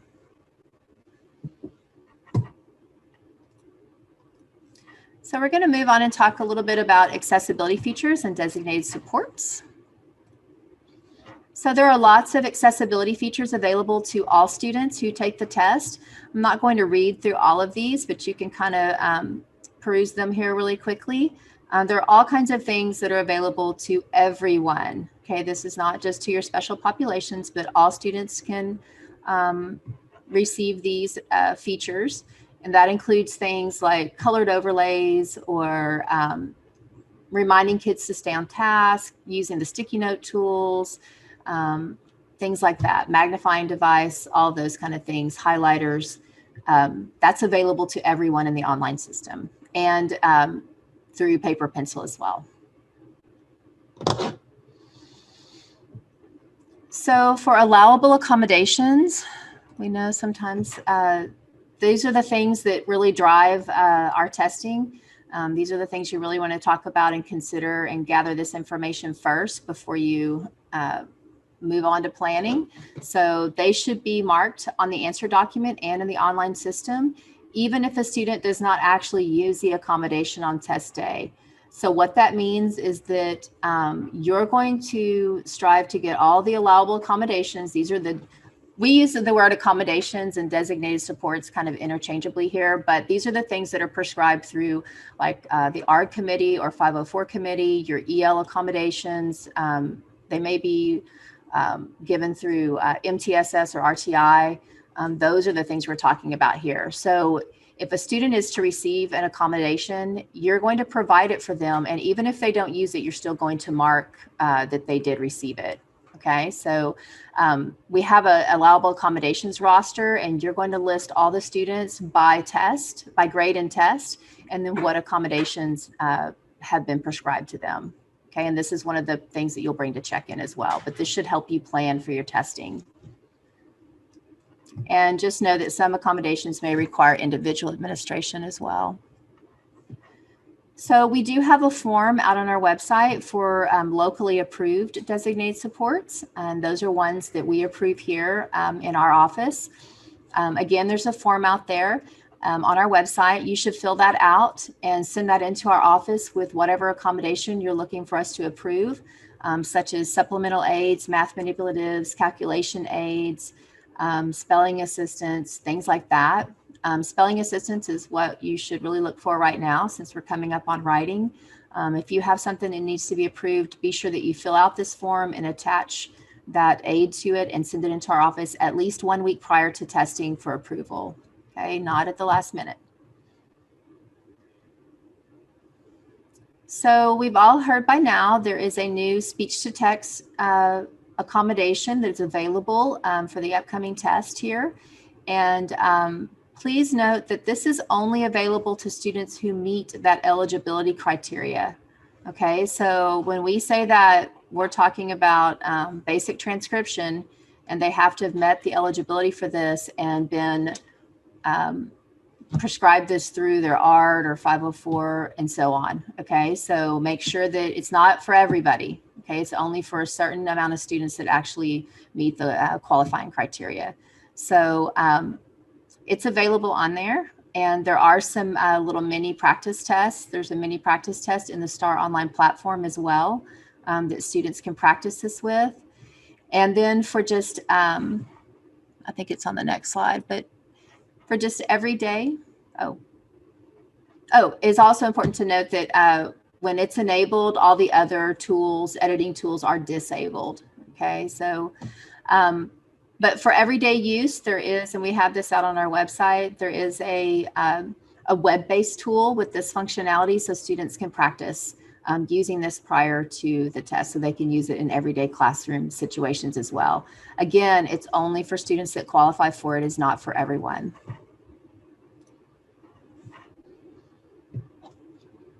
So moving on to oral administration. So for the upcoming writing test, oral administration can get tricky, and we'll talk about all these different ways here coming up. So there are, for any oral administration, there are 2 levels of support for paper and pencil. You can either read all of the test questions and answer choices throughout the test, or you can read parts at student request. Okay, so there are 2 different types for paper and pencil.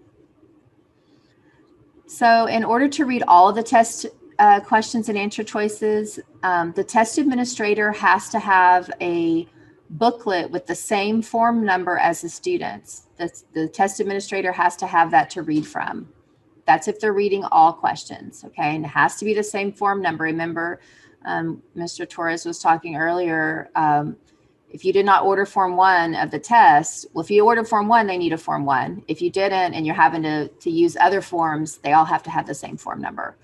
When the test administrator reads just parts at student request, they can have a booklet if you have one available in the same form number, or they can just read over the student's shoulder, either way.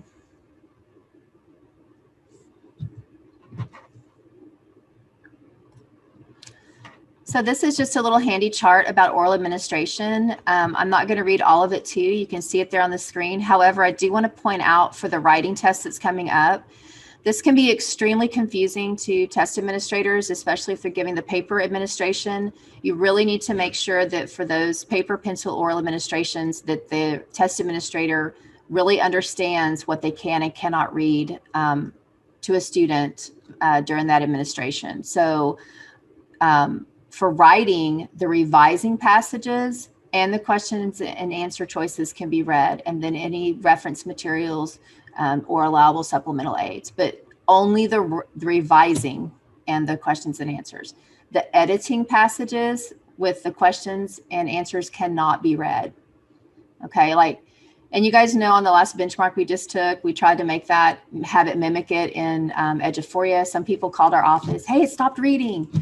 We got a lot of that. So that's the editing passages and questions, because that cannot be read. Okay, if you put the students online, it's going to do this for them.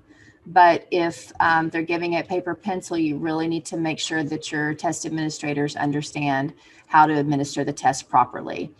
And you know, make sure what to tell the kids when they ask them, you know, that, hey, why aren't you reading that to me anymore? Can you read this part? You know, no, I'm not able to read that part to you. So we just want to try to curtail any possible incidences with that.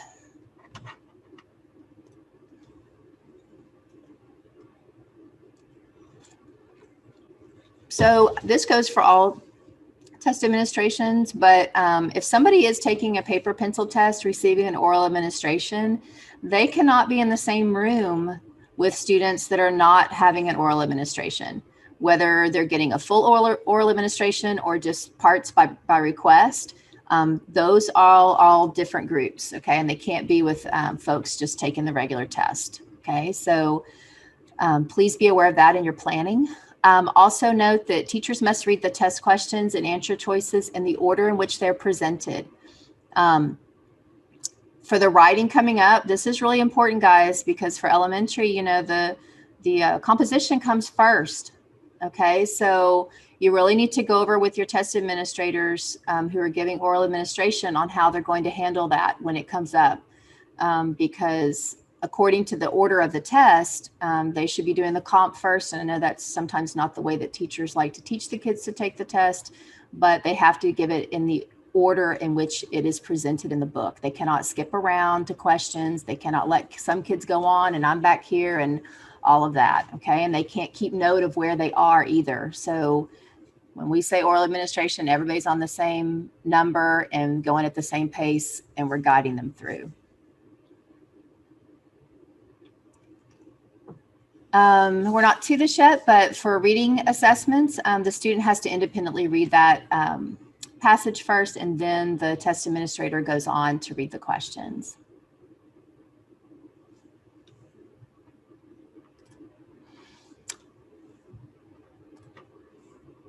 So a little bit more information here about oral administration. So test administrators conducting an oral administration must be aware that they're viewing secure test content. Okay, so that means they're not going to be chatting with folks later about what they read in the test or anything like that. All students and test administrators in the room must again have the same form number of the test. Okay, we keep saying that because every year somebody kind of messes up on that, and that's a big deal. So make sure everybody has the same form number. Additional training is required for every test administrator who's going to give an oral administration. And guys, please don't forget about your relievers. So if you have a reliever coming to give these people that are in the oral admin rooms a break, they have to have been trained in oral administration as well. Okay, so you might want to plan that this one reliever who's had the training is going to relieve all of those small group rooms. Okay, so make sure everybody has the proper training. All test administrators conducting these oral administrations should use the oral signed administration guidelines and the oral signed administration PDF that's found in the DCCR. So you can find all of those there. And I believe that we have the guidelines out on our website as well.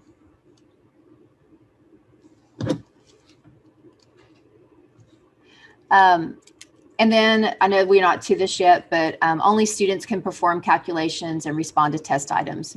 Test administrators cannot do that. So please make certain that these folks know they can't help students with any portion of the test, and they shouldn't be writing out what they would write or doing any calculations or writing any notes in their booklet either, okay? They're not taking the test, the students are, so make sure that they're aware of that.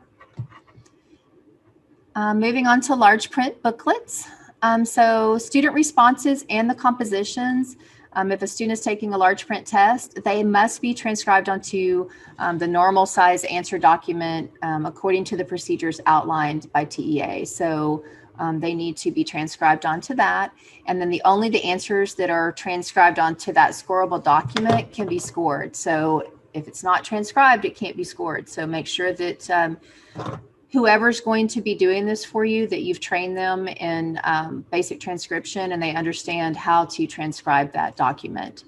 And then there's a document out there, General Instructions for Administering Braille and Large Print Statewide Assessments. It's located in the Accommodations for Students with Disabilities page, and that will have further guidance on how to transcribe contents from the large print book onto the regular answer document.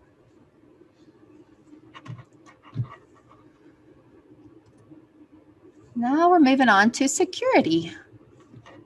Fun stuff. So active monitoring. A certified trained test administrator obviously must be present in the testing rooms at all time. And these are people that you train for this administration. They have to be actively monitoring the room at all times. And guys, that means even if they're giving the online assessment, I know that they're going to be sitting at a computer, you know, monitoring the testing situation from their main computer. But that doesn't mean they're surfing the web or looking at email or instant messaging folks. I mean, they need to only be looking at, you know, the TAM system and monitoring, actually getting up and walking around and monitoring students in the testing environment. So please be very clear about that. They're not to view or discuss individual test items or responses unless they're specifically directed to do so by the test procedures. And we're going to remind the students to respond and record their responses on those answer documents periodically throughout the testing window or testing period. We're going to remind students of the time remaining in the test session, just like the manual tells us to do. And we're not going to plan or conduct any activity which might cause the students to reveal the contents of the test. So, you know, the next day or that afternoon, we're not going to have any of those you know, what did you struggle with, you know, or anything like that. Okay. So none of those, it's just kind of gone in the past and we forget about it. So don't plan anything like that. Test administrators need to ensure that students are working on the subject area assessment that's being administered that day. This instance is just going to be writing. And they're not working in any other subject area tests. This really comes into play, guys, later when they have like reading and math in the same book. Make sure they're marking the responses in the correct section of the answer document. Again, this one, it'll just be writing on there. Make sure they have access to any allowable materials that they need. They need to remain seated during testing. So they shouldn't be up roaming the room or walking around. Students who have completed the assessment should either leave the testing environment or be provided with some type of instructional activity while other students continue to test until the time expires. And then you have your after testing plan. So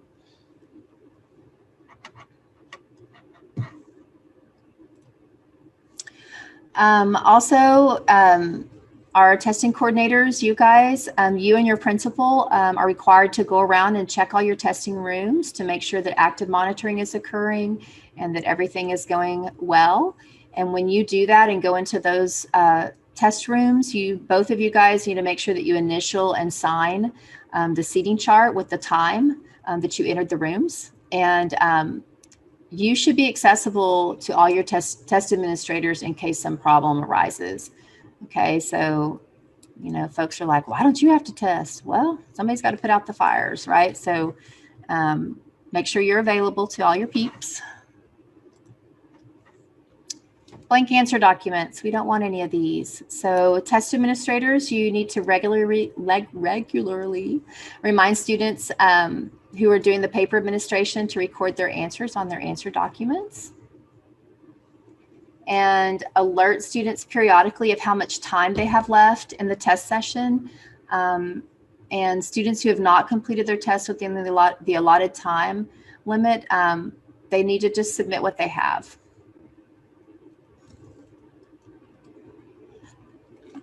If for some reason a student fails to transfer their answers or composition from the test booklet to the answer document, you should not check in the test booklet, okay? Remember what Mr. Torres said before, never look in the student booklets, so do not do that.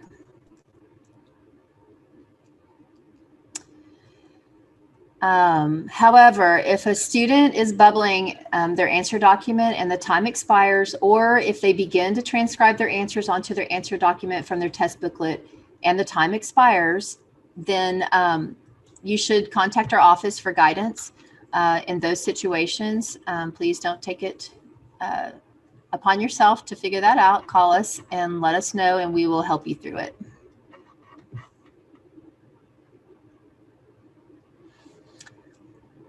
So before a student leaves the testing environment, we need to make sure that the test administrator quickly, when they're taking up the student materials, they should quickly scan over the answer document to make sure that the student has recorded their answers and their composition on the answer document. That keeps us from getting those blank ones, right? And if a student has not done so and time still remains in the session, the test administrator must say, you have not recorded all of your responses on the answer document. Please go back and mark your answers on it now. And then the testing materials need to be handed back to the student. It's really important that test administrators don't point out individually skipped test questions. They shouldn't be pointing to it.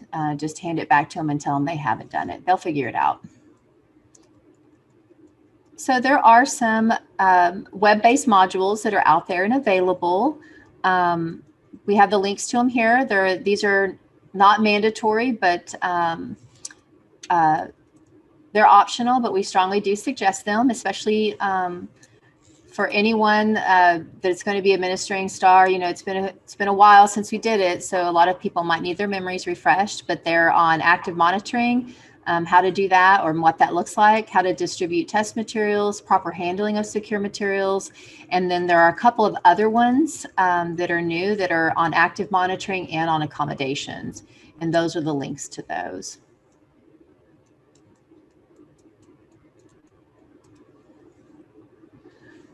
Of course, we have a cell phone policy in place. This isn't anything new. It's for students and faculty alike.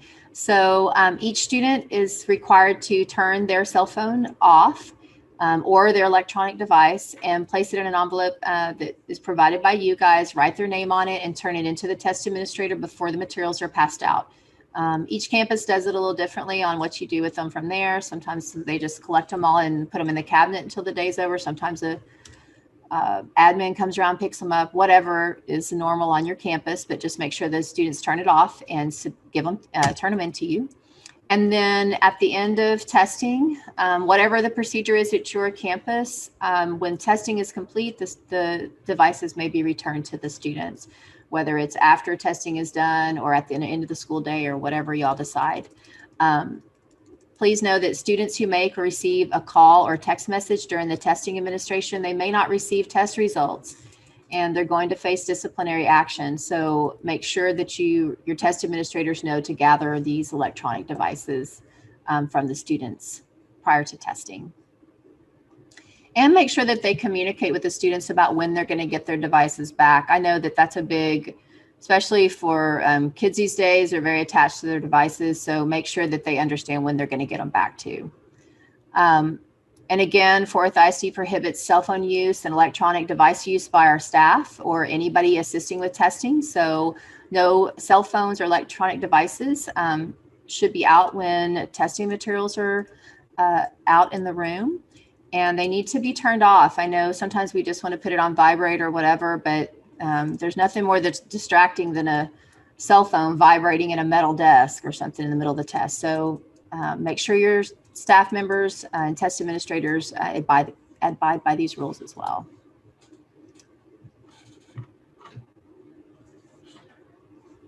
Oh, incidents. Hopefully we don't have any. But it would be anything that is going to depart from the test administration procedures as they are established in the test administration materials. And those kind of things are going to be considered testing irregularities. So each person participating in the testing program is directly responsible for immediately reporting any irregularity, violation, or suspected violation of test security or confidentiality to you, the campus coordinator, or to the district testing coordinator. So either to you or to our office. And we do have an incident report that must be filed. So there is an incident report that is out on our website. We ask that you do not investigate these incidents. Please let our office handle that information, and we'll ask you questions, and we'll let you know what your part will be in investigating. Make sure in the report that you include what happened, how it occurred, who was involved, the sequence of events, information about how it was solved or remedied. Be really explicit, okay? A one-liner is not going to cut it. Y'all, sometimes we get incident reports in and we just have to giggle. And make sure they're typed, okay? No handwritten, okay? We all can type a report. Some incidents will require a plan of action. So procedural and serious testing irregularities have to include a plan of action that's going to describe what kind of steps you're going to take to prevent this from happening again in the future. So here are some things that should include. Your plan of action should specifically address the irregularity type, list the specific steps involved in the plan, provide the specific corrective actions, and contain a timeline for implementation of the plan. Okay, so make sure that you include this if it's a procedural or serious irregularity. If you catch students cheating or suspect a student of cheating, you need to contact our office immediately. We will determine if that student has been involved in cheating on a state assessment. And if that happens, we are going to require you to invalidate the student's test by marking the score code of O for other, either on the document or in the online system. And we do have a cheating form that's out on our website as well. We'll ask you to complete that. And be sure that you include the student's information on the code of O form that we have out there for you as well.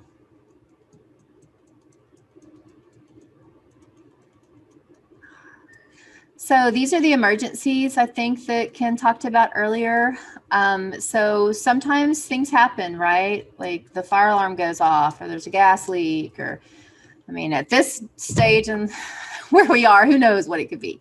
But in the event of a school-wide emergency that causes some type of disruption in your testing, we always want to make sure that students and staff are safe first. Okay, that's always our top priority. I mean, I know we all giggle because we think that we think testing is more important than anything else, but students and staff are our top priority here.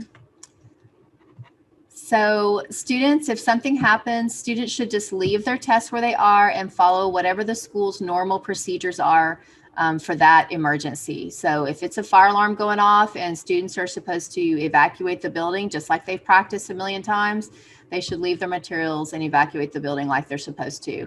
Or if it's a, active shooter or whatever those things are that they've been practicing at campus, they should follow those procedures, leave the materials where they are. If it's an online administration, they should just leave their test. Don't exit, don't submit, just get up and walk away just like you would your test booklet. Test administrators need to make sure that if something like this does happen, that they closely monitor those students that are effective to make sure that no one is discussing the test. And you should, after you have taken care of the incident and after it's occurred, then contact our office. Be sure that you have some specific information on what occurred, what happened, how was it handled, so that you can call and report that to us. You do not need to be calling as the alarm's going off and you're running out the building. Okay, so make sure, take care of the situation that's at your campus first, and then call and let us know what happened. If you have a student that's refusing to take the test, it seems like there's always one of these. Sometimes they're just bubbling at random. Sometimes they're just flat out not going to do it. You should try to get the student to take the test. So if there's some authority figure that can come and encourage the student to take the test seriously, you should go and try to find that person. You know, maybe it's the counselor, maybe it's a principal, maybe it's somebody the student has a better relationship with that they're going to listen to. You should try to encourage the student to take the test. Campus administrator probably needs to contact the parent to let them know that this is going on. Maybe the parent can talk to them, but the parent does need to be notified if the student does not take the test, to know the consequences of that. Okay, so make sure that you contact the parent and let them know, and then make sure that you document what happened on the refusal to test documentation form that's out there on our website as well. And at the end of the day, if they still just aren't going to do it, we're going to score it. Okay, so go ahead and bubble the score on the answer document, or if you have to submit the test online, go ahead and put the score code of S and submit.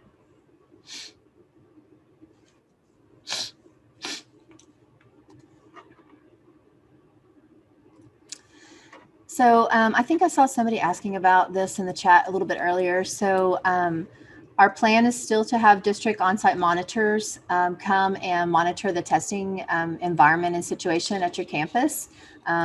They do use a 14-point test security plan that's provided to us by TEA, and they'll come through and make sure that everything's going well at your campus. It's always nice when these people come, if you have a copy of your testing plan and maybe a copy of the building with what room locations people are testing in available to them in the front office. So when they come, they already have everything they need to walk the building in case you're busy doing something and you're not able to do that with them. And, you know, like I know sometimes you're the one that knows what's going on most, and you don't want your principal or somebody else or AP or somebody to be caught off guard. So have your testing plan and a map of where you're testing in the building available to give to those folks when they come. And we're planning to have extra help folks come and help you. I'm not sure when those will be assigned, but you will get some people out to help. Lisa, this is Sarah. Can I interrupt for just a second? Yes, ma'am. And add in on that. Lisa's exactly right. We don't know yet when those will be assigned, because many of the people that usually serve as extra help are being used to cover classrooms as teachers. And some of you may have experienced this at your building. So because of COVID and people going into quarantine, first tier is for the campus to cover themselves. Second tier is to use those folks that are usually our extra help during STAAR testing. So my guidance in thinking about right now planning would be to make your plans without assuming that you have extra help, just in case those people have to be pulled to another campus to cover a classroom on the day of the test. All staff will be out in schools during testing, and that includes a great deal of central staff who are also being used to cover classrooms. But just if it were me planning for my school, I would want to make my plan assuming that I might not have somebody, just like you're doing for double training teachers. So just a word to be thinking about as you're making your plan. Absolutely. And it won't be that bad, I don't think, because there's only one test you're giving right now. So Be creative. I mean, if you need to pull a teacher from another subject area to fill in somewhere as a bathroom monitor or something, I mean, you'll have to work something out there. But, and also, I mean, if at the end of the day, you don't have enough staff to do all these millions of small groups, that's another reason to consider putting them online. Okay. So to try to minimize that. Okay. And I think that Debbie's going to take over. Yay, I get the after testing part. I get the fun part. So we've already talked about this once this year, but just a reminder that this year the test booklets are going to contain 3 digits number fields. So the 2020 only contain a 2-digit number field on them. So you're going to add a leading 0 to any booklet number that has 2 digits instead of 3. So if it's 01, it's going to be 001. We do have the let field extended, so you'll see that E5 on there. For score codes, we're going to have A for absent. If they're absent for the first week and they're testing on paper, then we're going to mark them absent. And S to be scored. O for other, so Ken already talked about this, but just a reminder, students that are receiving remote instruction that don't come to campus, they're going to be marked O. Also, students who get ill and are not able to complete and never return, they're going to be marked O. So there's a lot of different reasons why they're going to be marked O. So it's going to be really important that we complete the O code documentation form. Because as you veterans know, sometimes TEA comes back years later and wants to know, why do we mark these kids O? And, you know, it's hard to remember years later. So those O code documentation forms become really important. All right, we talked about the agency use field earlier, but here's a little screenshot of it. So for time to test, if the student took longer than 2 hours, then we're going to mark the O in the agency use field.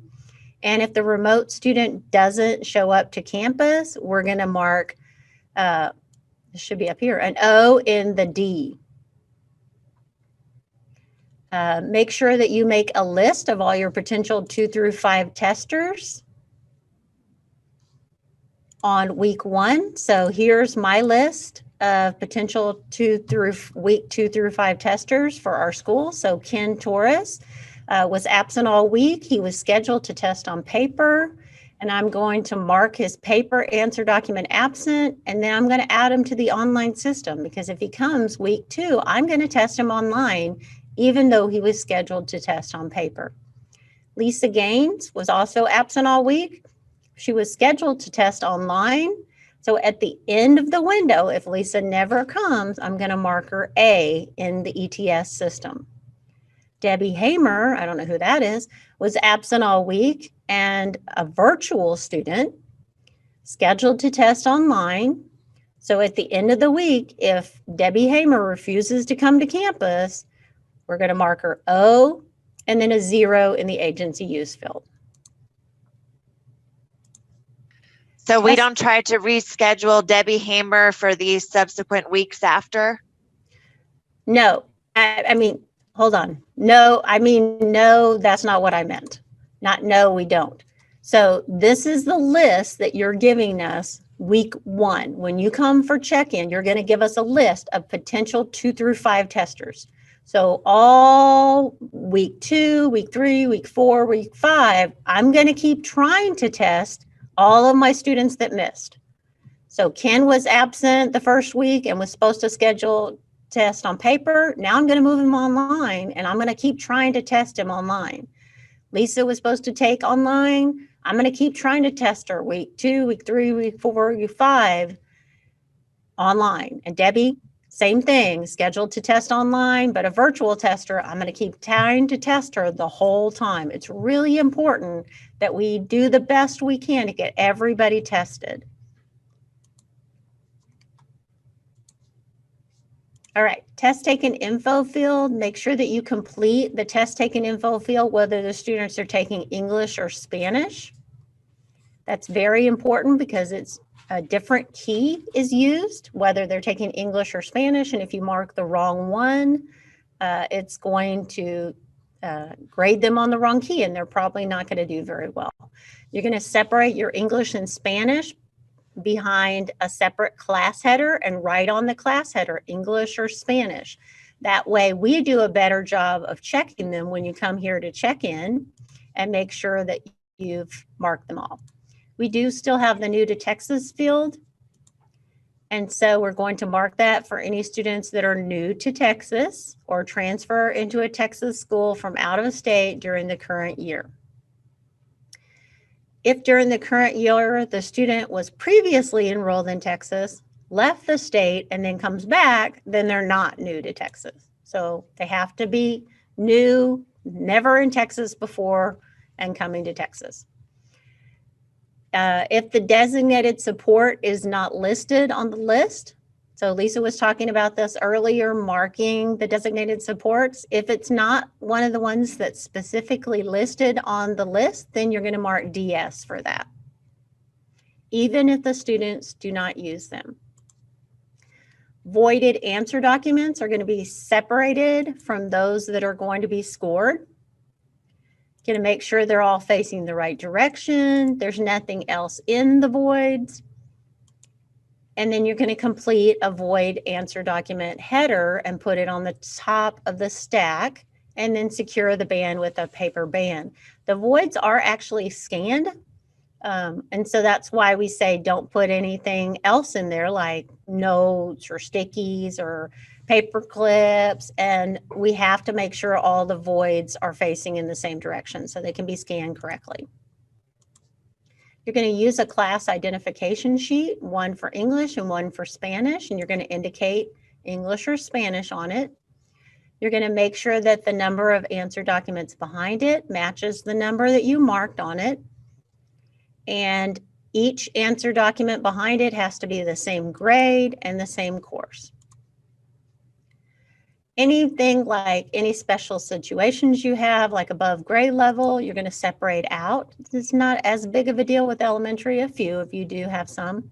You're going to place all your hand-gridded answer documents directly behind the class identification sheet so we can make sure we really check those carefully. And you're going to place the answer documents of absent students right behind those ones you hand-gridded so we make sure that they have absence marked on them. You're going to combine all your class identification sheets if you use more than one, and then you're going to put it behind a campus and group identification sheet. And the number of all those class identification sheets added together should equal the number on the campus and group identification sheet. You're going to return your materials in their original boxes. In the past, we've had some creative boxes, but we're not going to do that anymore. So no Oriental trading boxes or toilet paper boxes, only the original boxes. And you're going to label each box with your location number. Separate all your materials out by administration. This time it's no problem. Bring your boxes full of your non-scorables to the warehouse immediately before or after check-in, whichever you prefer.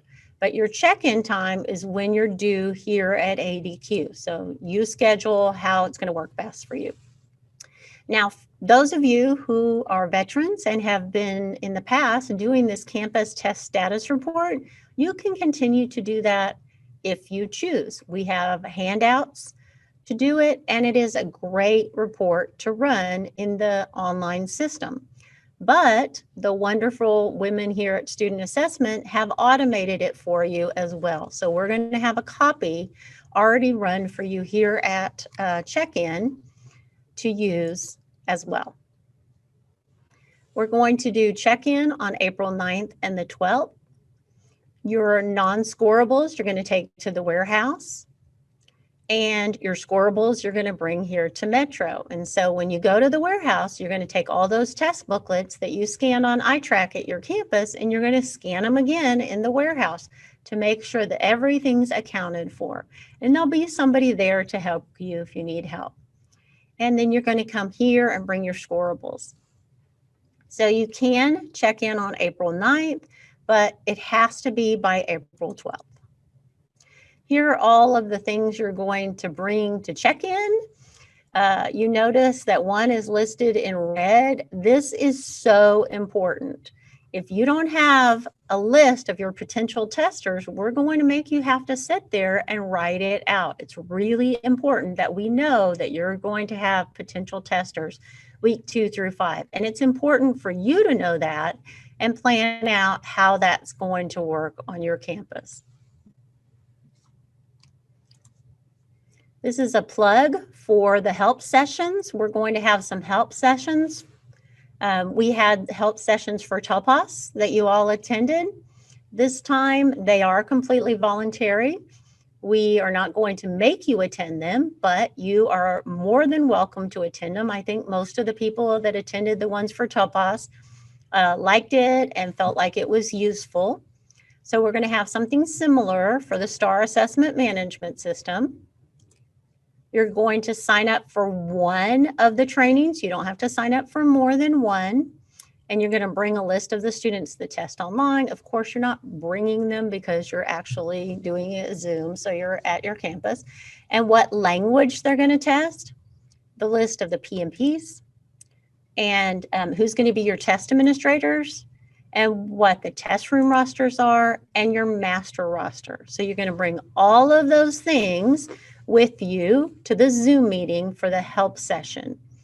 It's going to be super important that we have that list of PMPs so we get the PMPs correct. Which reminds me that Ken wanted to go back over slide 70.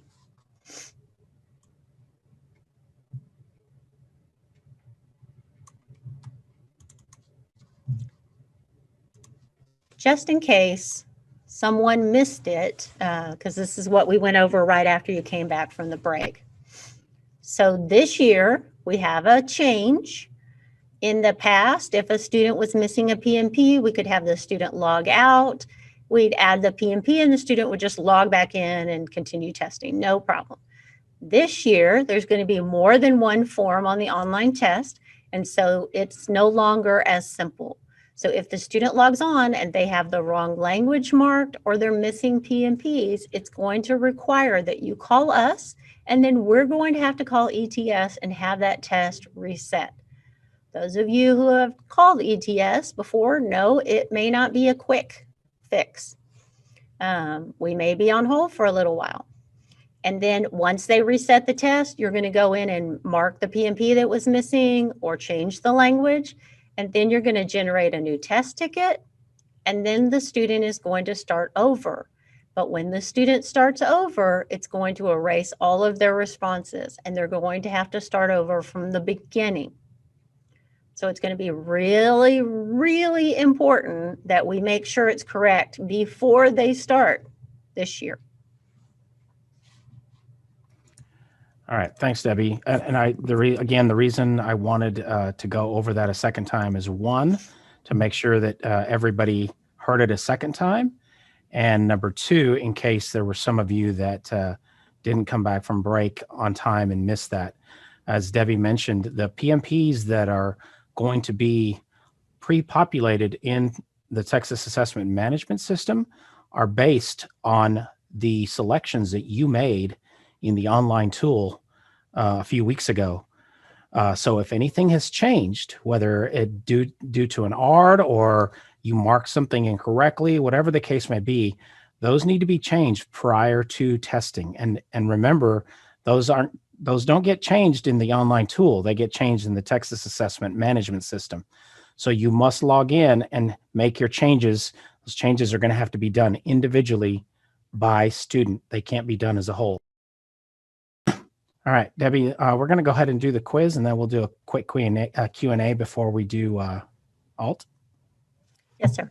I wanted to add one thing that I forgot to say. Some of you who are new and may need assistance with iTrack STAAR, also during that help session will be available to answer any of your questions with iTrack STAAR. So if you look over the help video and you're not sure or you need help, then we'll also answer your questions during that time.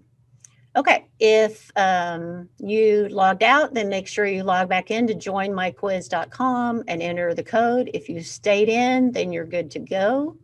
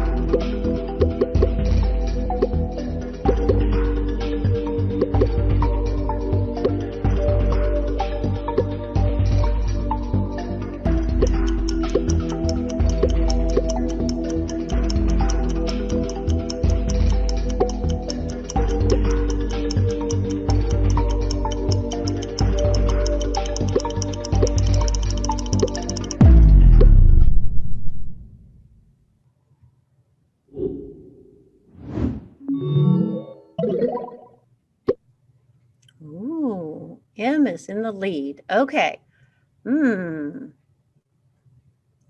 So we have a little issue here. The online writing checklist should be given to online testers with embedded supports only, not all online testers, or not paper accommodations, paper test with accommodations, or paper testers. The writing checklist should only be given to online testers with embedded supports.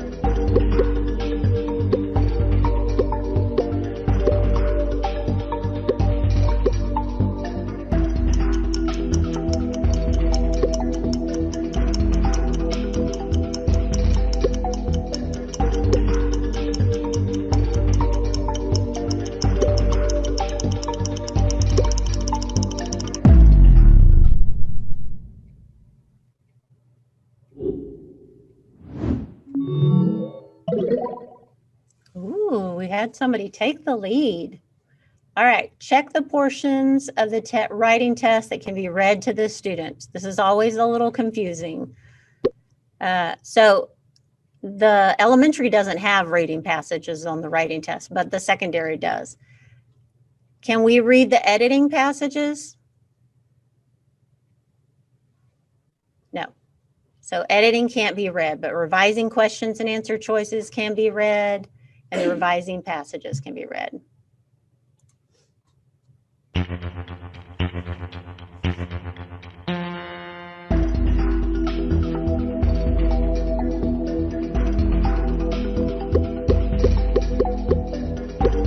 This is a check all that apply question.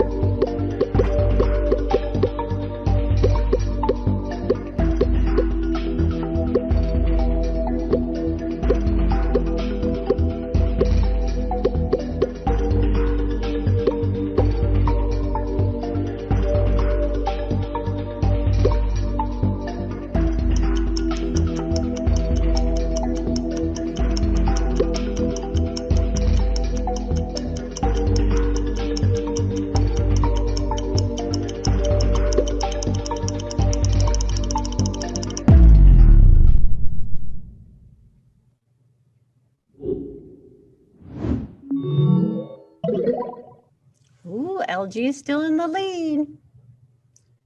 All right, active monitoring is checking for blank answer documents, monitoring, my little thing is in the way, monitoring materials, making sure students are aware of the time remaining, but it is not chilling while no one is looking and walking around when they are.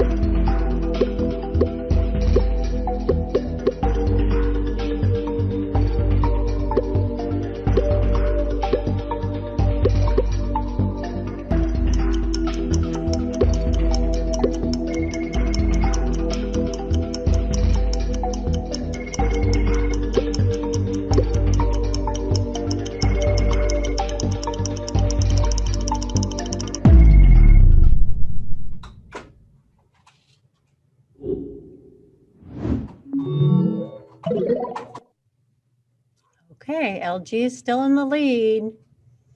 All right, accommodation should be marked. If the student actually uses it, no. If it's provided to the students and both on paper and online, not just on paper. So we're going to mark it for the students, even if they don't use it, and it's going to be marked on both online and paper. If it's a PMP that you added to the tool that we did, that's already going to be marked for you. You're not going to have to mark those, but anything else you will have to mark.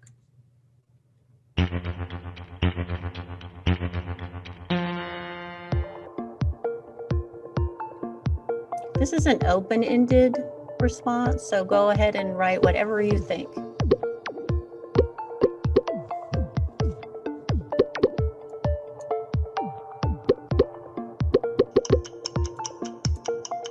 Coming up with some pretty good ideas, Ken.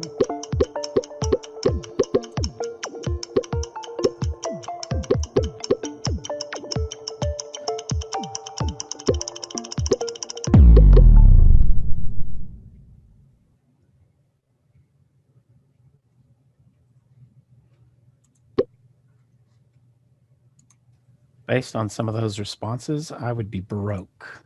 All So right, I we're think gonna do. LG won. Does LG want to identify who she is? Why does it have to be a she? It's Leslie Oh, from he? Bershilke. Oh, there you go. See, I was right. It was a she. Good job, Leslie. Does she get a Thanks. bonus or something? Ken? Debbie will buy you lunch. She said. All right. Okay, All right, here's before everybody's we phone start numbers. Sorry. Before we start the alt session, I wanted to go over a few of the questions. So could we do that? Okay, are Yes, you ready there's for? a lot of them? And if there's too many, we may have to do a Q&A in the interest of time. Okay, is it okay for virtual students to test with regular students if it's okay with their parents? I mean, the recommendation would be that they test separate since they are separate. But yes, as long as the parent says it's okay, you're still going to be socially distanced. But that would have to be an okay from the parent. Otherwise, we want to put them in a separate environment because they are virtual for a reason. Does the master roster need to include STAR alt students? The STAR alt students do need to be included on the master roster. Just mark them as STAR alt so we know not to count them. This one says, when will the RFAs be approved? I don't know what RFAs are. RFAs? That's what they had. Request for approval. It's the supplemental aids requests. I submitted mine December supplemental aids. 20th. I'm looking over at my stack right now. I guess I do Hold on, have Ms. Pat. I do have a couple there. I'll review those today, Kristen. I didn't realize they were in there. I thought they were all done. All right, thank Get you. them done. How to document test tickets for distribution? Do they need a quantity on the checkout form? Yeah, quantity's fine if you do just quantity, but you need to make sure that you track in and out all those test tickets. Okay, if a student has less than 4 hours, can they, and they're an online tester, can they start the test and then finish the test the next day? We wouldn't recommend that. We want them to sit for the entire test. They may not actually take the entire 4 hours. However, we want to make sure that they have 4 hours to begin. We'd rather treat it as a makeup. There's lots of opportunities on online testers to do a makeup. So we will allow them the full 4 hours in one day. Can a student use a standalone thesaurus in addition to using a dictionary? Yes, that's fine. They can use a thesaurus because a thesaurus dictionary combination is allowable. Okay, we've got about 12 more questions. Do you want to continue? If they're quick ones. Okay. There's a benchmark question. You've already talked about the benchmark, correct? If they still want to give it. Go ahead and. Okay. If a campus wants to give the benchmark, can they pick up the materials and give it? And will the online portion be available? No, we are discouraging no to both. No, it's not Okay. going to be available in the online system in Eduphoria, nor should they give the assessment. We are asking schools to use the time that they would have taken to give the assessment as instructional time rather than giving the test, since the kiddos did miss quite a few days already. They can use other means such as map data to see where their kids are. I mean, we already know that kids are low and that we already know they're behind, but you can certainly use your map data for that. So we are discouraging people from doing the benchmark. And then for iTrack STAR, if they're unable to log in, what do they do? We can address that at the STAR Assessment Management meeting, or they can email us directly and we'll help them. Okay. What to do if a virtual DLE student decides to take the Spanish test after the paper administration window is closed? Well, the student wouldn't have decided that, but I'm not sure I understand. So the LPAC decided to switch him to Spanish? Is that what the question is? Well, that's all they said. They said if the student is taking the Spanish test on paper, but they don't show up the first week, can they still do the Spanish online? Yes, they can still do the Spanish online. If testing all students online, how would you train the test administrators who will be handling oral admin? Do you train them the same way as paper and pencil? Yes, we'd train them the same as paper and pencil, because anything the computer can read, an adult could possibly read if needed. They just can't read anything that has the do not read icon. If a teacher administering online, will they need to have an account in TAMS? Yes, they will need an account in TAMS. If they have ETS reset a test, is it considered a testing incident? No, if we have to reset a test, that's not considered an incident. It could be because of the PMP. Those questions won't be seen by anyone else except for that one student because they are randomized. So no, it would not be an incident, but you have to make sure you call us. If a student gets kicked out of an online test, will they be able to use the same test ticket to get back in? Yes, they will use the same test code to get back in. If a student receives homebound services, automatically considered a score code of O because he is unable to come to campus to complete the test. Let the person who sent that email me, and I'll address that on the side. Okay. How do you access the Telepass documents if you are blocked by SharePoint? Lisa, do you have an answer for that? No, I mean, if you're on a district computer logged in with your district credentials, you have access to SharePoint. It's okay. intranet, so you need to make sure you're on a district device with your district credentials. Okay. Will there be COVID cleaning protocols for check-in stations for test booklets? Yes, there will be. I will make sure that the warehouse staff has enough PPE at the warehouse, and they will be cleaning the tables, the scanners, the keyboards, and such in between users. Okay. And does the testing time start over for students who have to have their test reset? Yes, the testing time would start over for that student. Hopefully, we don't have a whole lot of those. Hopefully, we don't have any of those, actually. That's why we're encouraging you to check those PMPs and the language version to make sure they're correct prior to starting the test. That's why it's super, super important that you check those. How do we make changes in TAMS, and is there a resource to use, and where is it located? I'm not sure what changes they're referring to, so they may want to email that question directly to one of the staff members. Okay. And then the last one is, can a virtual student be scheduled now for a week 2 through 5 assessment date? They could, if that's what works best for them. Absolutely. That is the end of the questions. Okay, let's take a 5-minute break, and we will move on to Star Alt after the break. That should go rather quickly. So let's be back. Let's call it 11:40. So let's be back at 11:45. Go back to that one question and reread it. It had something to do with the virtual student being scheduled week 2. Yes, they said, can a virtual student be scheduled now for a week 2 through 5 assessment date? Okay, so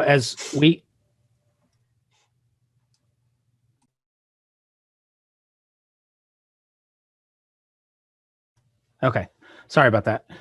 So as we thought about that question, the correct answer should be that students should be scheduled for week 1. We shouldn't intentionally schedule a student, whether virtual or otherwise, for later in the week. Everybody should be scheduled for week 1, and we should make every attempt to test every student week 1.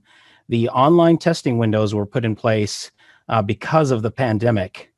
But we shouldn't intentionally schedule students any other week besides week 1.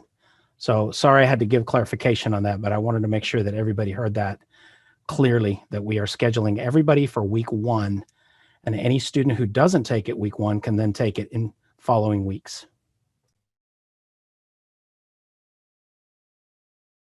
All right, let's go ahead and move on to the alt.